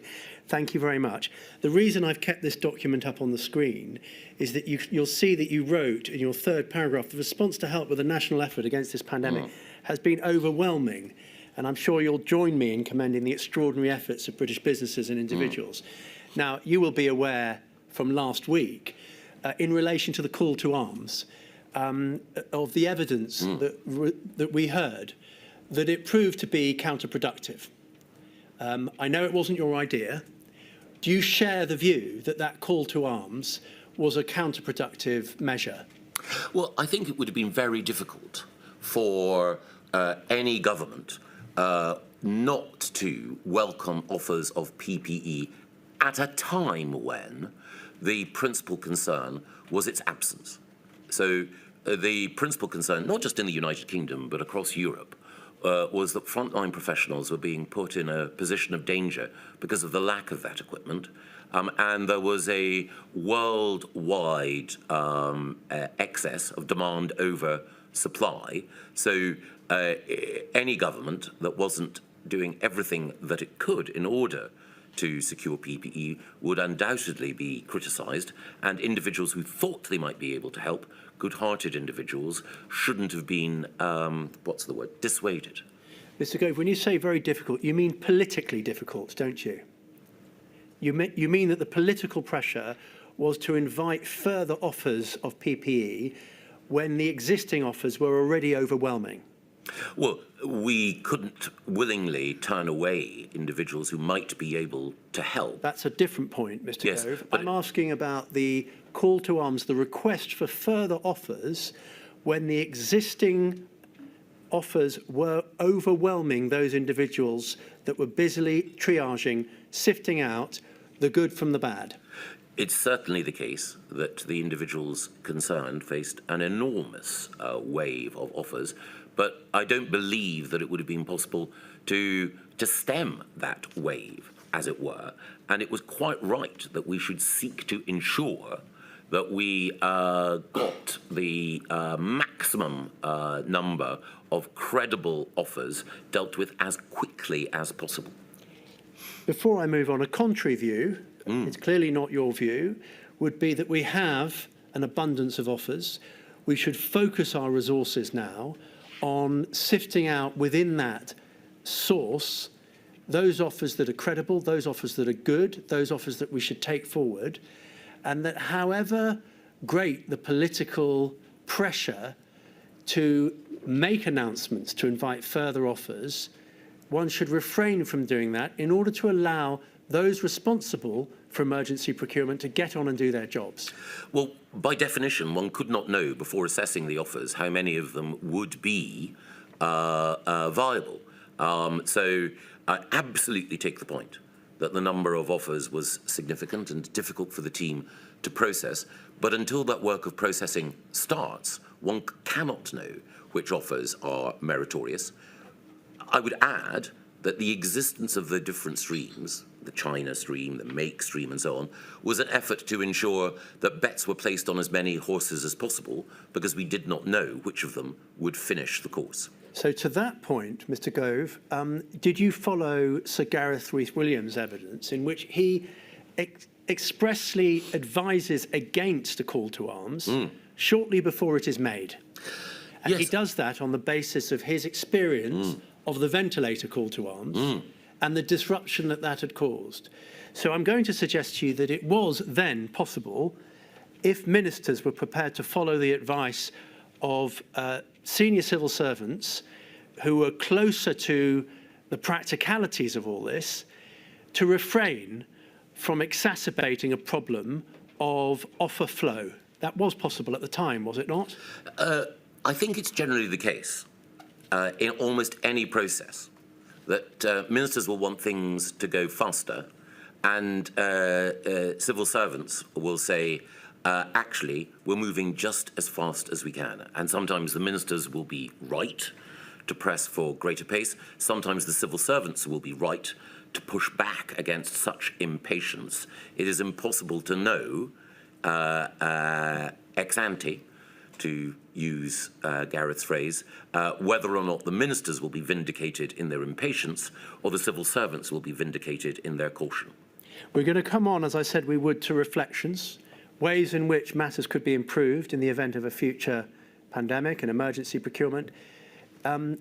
Just since we're on the topic now, is one of those ways to provide more space and freedom for those involved in the difficult day job of emergency procurement to escape what has been described as the noise, the distraction, the interference of ministers that perhaps for valid motives are seeking either updates or explanations for why a particular offer has not been progressed, or even to identify the third of Sir Gareth's possibilities, mandating a particular outcome.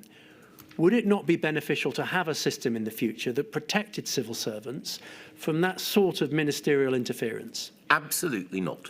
I think that would be totally counterproductive. And I think it misunderstands democratic accountability. Ministers are accountable to Parliament for the government's response to a variety of events, including this crisis. The opposition will quite rightly question ministers and say, have you improved this process? Are you procuring things at the right level? Have you got the right approach towards lockdown or whatever? And if it is the case that ministers blandly come back and say, well, the civil servants are doing their very best and you should just quieten down there, then that is no way of maintaining democratic accountability. Now, inevitably, sometimes ministerial judgment will be wrong, but ultimately the ministers are accountable, and that's the way that Parliament and our democracy should operate. Mr. Gove, bear in mind that the question I posed was within very narrow bounds, because we're talking about emergency procurement. Yes. We're talking about a specific situation about which we now know quite a lot through evidence that has been received by the inquiry. and the pressure that was brought to bear on those responsible for procuring essential PPE and other essential medical kit. Now, we know from the evidence of Sir Gareth, from Jonathan Marron, from others, that the call to arms only made their experience more difficult. Yes. And we know also from Sir Gareth that that was what he anticipated would happen and advised against. So let me put the question again, but within more narrow bounds as it was before. Even in an emergency situation such as that, would you not countenance some adjustment to that normal democratic principle that you espouse? No. I think it's all the more important in emergency circumstances that there is clear democratic accountability. I think in a previous module, and certainly in some of the evidence that has been examined, there's an email that I sent quite early on in the pandemic and early on in March, in which I asked a variety of questions. And the reason that I asked those, as other ministers did, was to satisfy ourselves that the situation was being taken sufficiently seriously. It's not for me to prejudge any of the inquiry's conclusions, obviously, but I think one of the things that evidence in other modules would seem to indicate and to reinforce is that perhaps ministers at an earlier stage in the pandemic should have been more energetic and more aggressive in questioning some of the advice that we were being given. And so at different times, as I say, the cautious Charlies will be correct. At other times, the impatient Ians will be correct. But on the whole, I think that it is absolutely right for ministers to challenge and then be held accountable. Are we back to your draft laddie questions, Mr. Gove? To an extent, yes, my lady, yes. Mr. Gove, I think we're in the home straight. For the stenographer, if you could slow down a little. I apologise. For me, if you wouldn't mind slightly more succinct. Yep, I'll try. Thank you. That'd be enormously appreciated. Let's move on to your own role in the VIP lane. You had some involvement in the Mela Designs offer, didn't you? And David Mela is a personal friend of yours. Yes, great personal friend. A great personal friend. He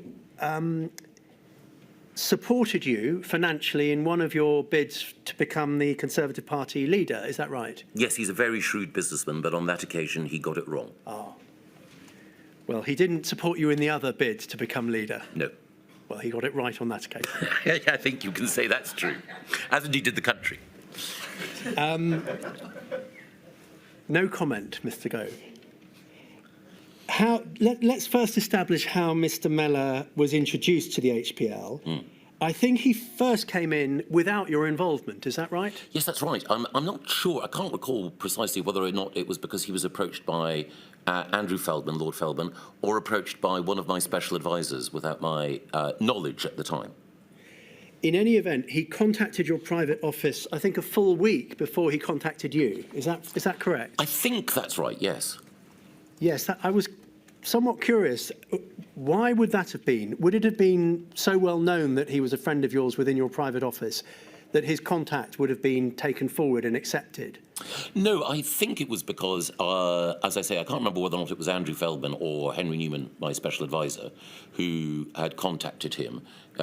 He was known to be, his whole business was particularly to source textiles and other products and to provide them for retailers. So I think it was presumed that he might have some expertise in this area.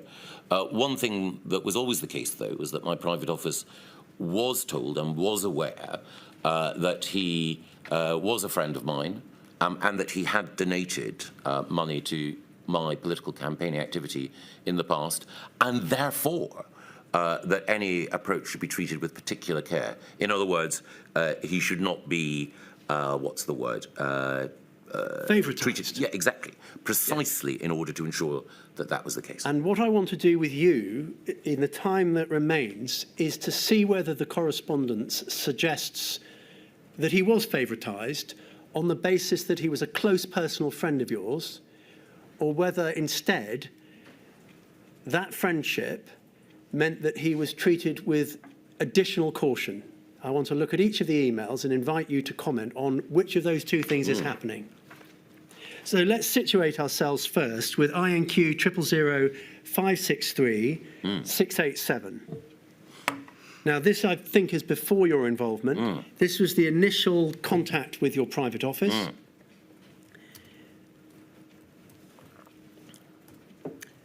There are two emails, one of the 19th and I think one of the 25th that we don't necessarily need to bring up.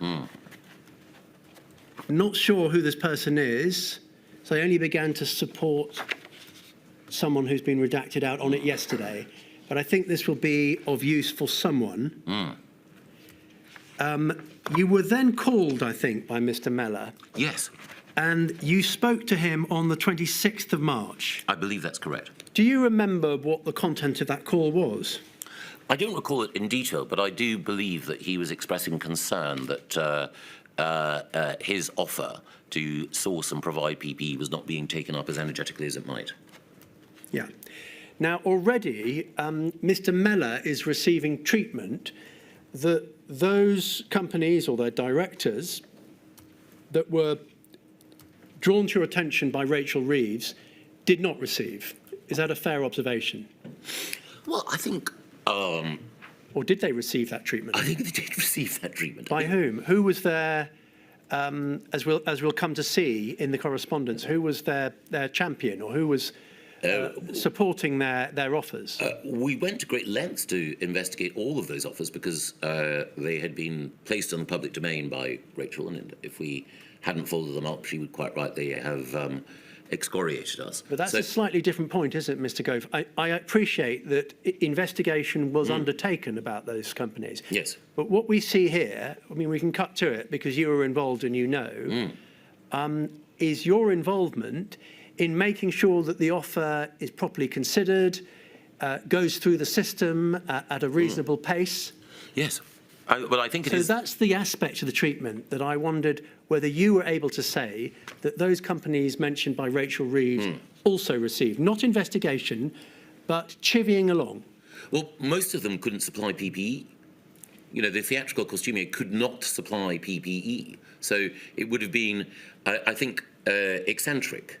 Might have been an eccentric piece of chivalry on my part to have championed the theatrical costumier that Rachel had mentioned. If I may, you said to us a few moments ago that you regarded yourself as a postbox. Yes. All you knew about this offer is that it came from a good friend. You knew nothing more about what it was that was being offered, at what price, within what time frame. No, but what I would do, if I may.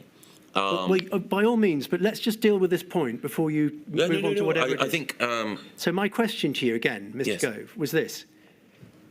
Already we are seeing, through contact with your private office, through a phone call with you, through emails that we're about to look at, involvement, treatment, chivying along that Mr. Mela receives, that those companies, investigated though they might have been, did not receive.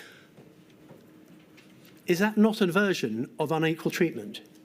No, because none, I think only one of the 20 companies that Rachel Reeves wrote to me about actually would have been capable under any circumstances of providing PPE.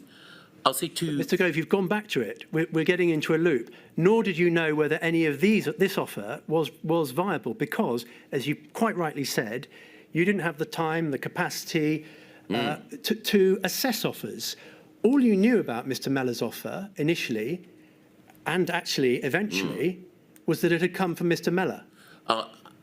Firstly, in the Rachel Reeves list, I did ask that they be looked at closely. Secondly, there are available to the inquiry, in fact shared with the inquiry and referred to in my witness statement, a variety, a plethora of emails of me acting on behalf of people who were concerned. So there's a case that was put forward by the Member of Parliament for Romford, in which people in my private office say to Matt Hancock's private office, we are getting hammered by people chasing their offers of PPE, ventilators, etc., who are saying they've tried to contact the teams but have heard nothing back. I'm sure your spares and ministers are also being inundated. Is there a better way for us to handle all of these chases? And then, again, it was the case that there was an organisation called UK Civil Air Patrol which I'd never heard of before. And again, around the same time, thanks. CDL is keen it's progressed, so can the team managing the inbox note this, please? He, that is me, is getting increasingly frustrated that people contacting him about their offer are not being progressed. Absolutely understand everyone is doing their best, but it just helps with ministerial handling and assurance that we are kept up to speed on progress where possible. All right. So there are not an infinite, but scores of examples of me chivying Yes. when there are halfway credible efforts. Mr. Gove, let's follow the Mela example through. Let's do two things. We were going to consider as we go along whether references to your good friendship with him was, as you suggest, in order to make sure that no favouritism was given, or by contrast and instead, whether it was the opposite. But why don't we, at the same time, just consider, let's wait until we've got to the end of it, whether there were other examples that received that sort of treatment. All right, so let's go to INQ 000 533 868, please, in page 4. This is an email dated the 3rd of April. I've just spoken to David Mela, brackets, a good friend of Michael Gove, who was asked to source PP3 masks in China. He's managed to do so and has been given a verbal commitment of 40 million masks. This, as you'll see below, has come through the MOD, not sure why. He now has an urgent order to secure 5 million in Holland and the balance in China. Now, you would say, would you, Mr. Gove, that the reference to Mr. Mela being a good friend of yours is to signal that any form of favouritism must be scrupulously avoided? Is that why it's included in the email? Well, I don't know why Andrew, who's someone for whom I have the highest regard, would have put that in. It may have been to close the loop or to provide additional information. I think there's a difference between my private office, which would act as the chaser, and would have been aware of all the connections or relationships that I might have had with anyone who was seeking to land a contract, and Andrew, who was enlisted by DHSC to deliberately seek out the type of people who might be able to provide PPE. On the face of it, Mr. Gove, the mere inclusion of the reference without the caveat or the caution that you suggest would lead one to assume that this is an offer that we ought to take particularly seriously because of the friendship or the good friendship that this person making this offer has to Michael Gove. Yes? That is one inference. Let's have a look at the next email in the chain. It's INQ 000 534 695. It's dated the following day. It's Mr. Canduff to the Cabinet Office. We heard from Mr. Canduff last week. Yeah. He says this: there's been multiple conversations with Mr. Mela, which are ongoing, but he keeps separately contacting private officers, even while conversations with our team are continuing. Unfortunately, that means he's generating a lot of noise in the system. Please do not mention that validation check to him or anyone else. If he contacts either of you again, please direct him to this mailbox. Going through multiple routes is actually slowing things, as we need to respond to each of the points of contact. It's not speeding them up. No. This is the third separate inquiry I've received about Mr. Mela since yesterday evening. Now, slightly different point here, but we heard last week about noise, about distractions. Yeah, quite. This was consuming quite a lot of bandwidth amongst those whose responsibility it was to triage offers. It's possible that there comes a point where the chasing, the request for feedbacks, the chivying interferes with the day job. Yes, I think that's entirely fair. Yeah, and that is the anxiety, the concern that is here being expressed, isn't it? Yes, it is. It's one that I expressed myself. All right. It's one of the reasons, presumably, why you would not advocate for the reinstatement of a VIP lane in the form it took during the pandemic. Well, actually, I would not advocate for a VIP lane, but the existence of a VIP lane means that some of those who have access to significant networks and can source goods abroad can be dealt with in a way that would be different from a well-meaning individual who did not have that network. It's not the only way to achieve it, though, is it? It is not the only way to achieve it, no. Let's Put move. to a possibility, Mr. Gove. Supposing you had a system whereby when the team looked at an offer, you had red, amber, green. So red would be the sweet little lady who wanted to knit a mask. Green would be the possible James Dyson type, a manufacturer who could produce at speed and in quantity. And then in the middle you have possible can produce it, but not too sure. Would that be the kind of prioritisation system that you would think could work? Yes, my lady, and I think that in some of the evidence that the inquiry has heard, I can't remember which witness, it may have been Jonathan Marin, made the point that if, for example, Amazon offers to help, I mean, obviously there are all sorts of other questions about Amazon, you can be fairly certain that they will have the capacity to provide logistics support in the same way as a businessman who operates in the Far East and sources items of clothing and other garments is more likely, inevitably so, more likely to be able to provide PPE than a football agent. Mr. Gove, let's move on through the email exchanges to INQ 000 533988. It's 10 days later, 14th of April 2020. Paul Bywater to Max Cairnduff.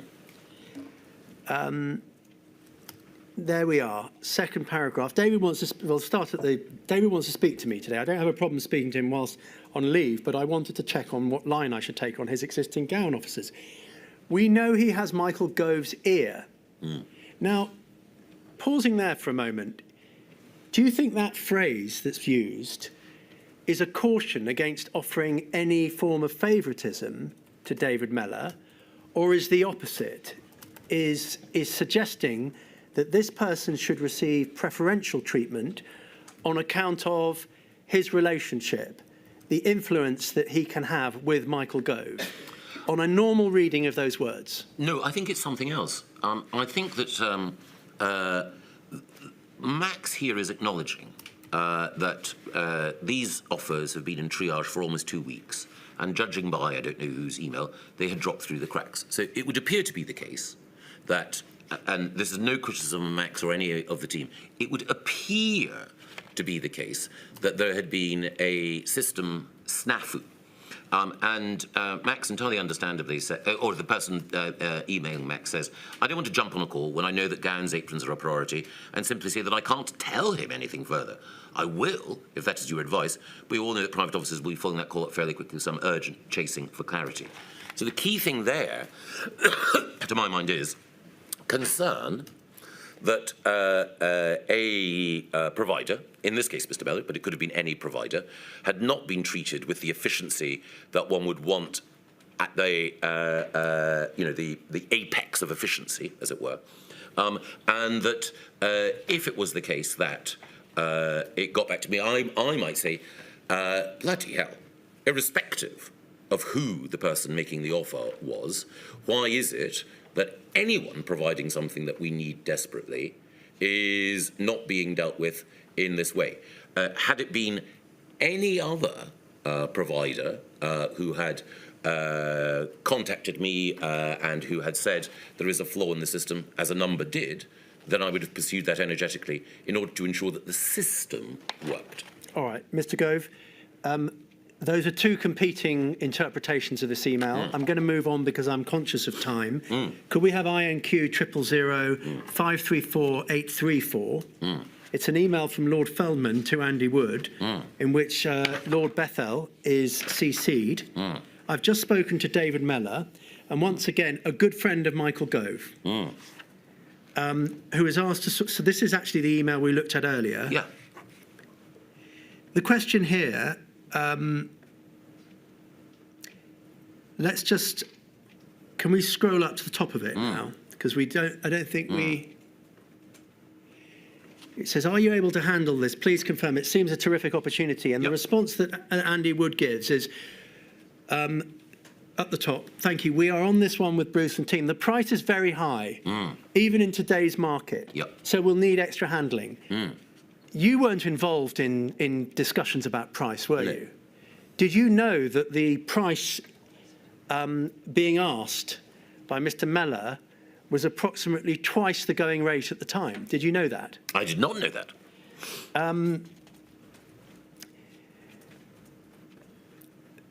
There are two sources to establish that. Well, three. You can either take it from me, Mr. Gove.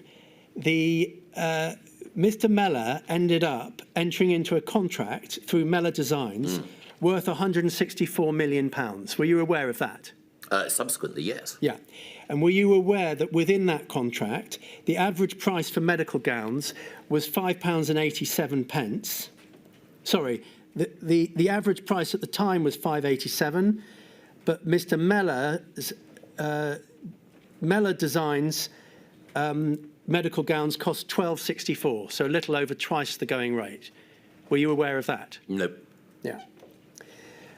Is it possible, I know you've given your interpretation of each of these emails, that there was pressure felt by those that didn't interpret those emails in the way that you have this afternoon to enter into a contract with Mr. Mela, contrary to commercial advice or the going rate? Is that a possibility? No. Why would it not be a possibility? Because I can't imagine for any reason Mr. Wood or anyone else choosing to place a contract on that basis. So those decisions over the issuance of contracts were matters for officials, not for politicians. And also, I would say that, again, in the work that's been done by the National Audit Office and also by Nigel Boardman, they make it clear that those decisions were taken autonomously.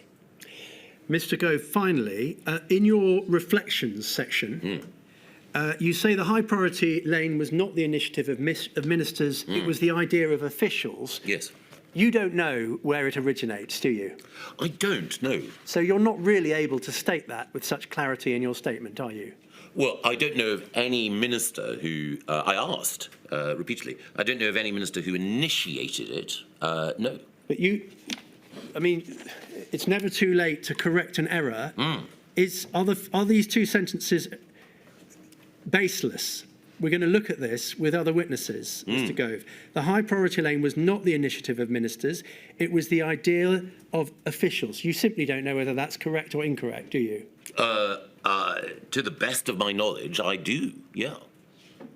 What is the basis for you saying that it is officials that came up with the idea? That's what I was told. By whom?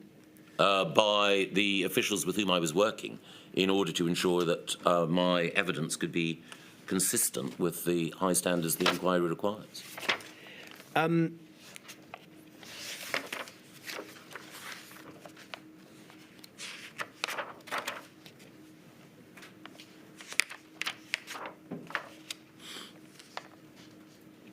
I think you've answered this already, and the chair has supplemented this point with some additional questions. But at 102 of your reflections, you say that it would be absurd if in the teeth of a terrible crisis, government officials had failed to institute a process to manage and assess the potentially life-saving offers that we were receiving in vast numbers on a daily basis. You don't go so far as to say that the system that was used is the only way of achieving that important objective, do you? It's not the only way, of course not. Yeah.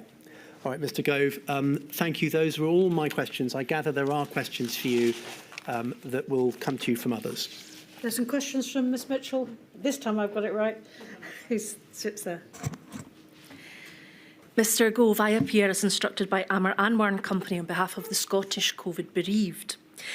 On Saturday, the 14th March 2020 to the 16th of March, the Ventilator Challenge began over the course of that weekend. And I'm about to take us to an email which you sent to Mark Sedwill at the Cabinet Office on the 2nd of April 2020, just over a fortnight later. This email has a very long list of questions about important issues in relation to the early days of COVID, and I wonder if that might be the email that you're referring to at an earlier stage. That's INQ 0000217031. Now, in that email, at the start of the email, you indicate that you're going to pose a series of questions, but state that you're not expecting immediate answers to that. Do we see that? Now, what I would like to take you to is a particular issue that you posed. If we can go, it's the 5th question from the bottom, and it comes within the context of the issue of ventilators that you've identified.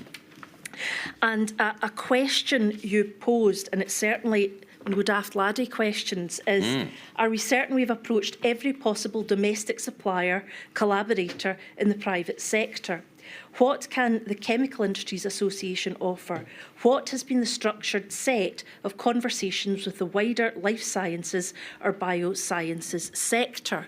Now, presumably you're asking that question at that time because you didn't yet know the answers to it. Yes. Now, in relation to these are questions that are being posed a fortnight after the Ventilator Challenge was taken up. Ought these to be of the kind of questions that were answered or had the ability to be answered before calling for the Ventilator Challenge rather than after, given the unfortunate effect that the Ventilator Challenge had of causing the system to flood with offers? I don't think the Ventilator Challenge did have an unfortunate effect in causing the system to flood with offers. Well, the whole system was flooded with offers. Part of that was people contacting, and we've heard evidence about it, people contacting the government about offers in relation to ventilators. What I'm asking is, the questions that you're posing there, would they have been better asked before the Ventilator Challenge was announced, so that the government could have satisfied itself that they had already approached every domestic supplier, collaborator in the private sector, the chemical industries, and had a structured set of conversations with the wider life sciences or biosciences sector? Can I refer you to the 4th paragraph? Yes, certainly. So here I'm talking about testing. So the point I'm making is that there are some things that we have learned from the Ventilator Challenge that may or may not have a relevance to testing. Indeed. But the question that you're asking about, here about collaborations in the private sector with the Chemical Industries Association and the life sciences and biosciences sector, are you saying that those are in relation to PPE and not in relation to ventilators? No, I'm saying they're in relation to testing. Okay. And in relation to testing, why at that particular stage did you raise it as part of the issues under your questions in relation to ventilators and not later when you deal with the issue of testing in your letter? It is about testing. I think you're misreading the letter. So I make the point that I'm going to raise testing first of all. I then reassure Mark Sedwill that I have confidence and respect for many others. And then I say, with respect to testing, what are we acquiring? What do we actually need? So I ask about kits. And then I use an analogy with the ventilator process to illuminate the debate about testing. So it's a point about testing, not about anything else. So you're suggesting that those questions aren't about testing. Does that seem clear to you when you've read it that way? Yes, because the Chemical Industries Association and the life sciences and biosciences sector are exactly the sort of people who might help with testing, not with PPE or with ventilators. Moving on to my next question, in the same document you asked, this is on the next page at 02, it's the 6th paragraph down, and it's in relation to public sector testing. The paragraph starts, if, according to the latest DHSC papers, And the question I want to ask about is just further down in that paragraph, which says, we understand that CMO's office is working with counterparts and DAs. How can we make sure there's a consistent approach in prioritisation of public sector testing across the UK? Did you receive a response to that question? I can't recall. My aim was, as I'm sure you'll appreciate, to ensure that wherever possible we didn't have different lists of key workers who should be tested ahead of others, quite understandably, in different parts of the United Kingdom. We couldn't ensure that that was the case, but coordination there, I think, would have been wise. I don't have to hand Mark Sedwell's reply. And I think you've already touched on it, but why did you consider that that was a matter of importance? Why should it have been consistent across all 4 nations? Wherever possible, consistency of approach across the entire United Kingdom would make things easier in terms of communication. So, for the sake of argument, if there are a particular group of people who are prioritised for testing in England but not in Scotland, that might give rise to concern and to a lack of clarity in communication. So, it would seem to me that particularly if you have more with Wales and England than with Scotland and England, cross-border activity as well, you'd want to ensure that if it were teachers who were prioritised ahead of nurses or vice versa, that the same approach was taken. So that would seem to be efficient and logical, but of course it's one of a number of things which one could not mandate. Lady, those are my questions. Thank you very much indeed, Ms Mitchell. Mr Gove, that completes the questions. Politicians or former politicians are sometimes accused of mincing their words. You couldn't be accused of that today.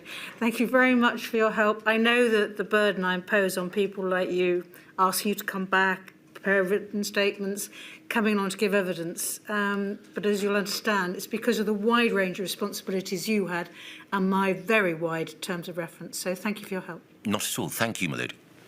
I think there's a matter in relation to a document. Yes, my lady. That there is an issue that has arisen in relation to one particular document. Could I just ask in relation to INQ 000533-868 that there be no reporting carried out until the position has been clarified and confirmed? Thank you. There's a possibility I may have to restrict some of the content. Certainly, I so order. Very well. Thank you all very much indeed. I shall return at 10 o'clock tomorrow. All rise.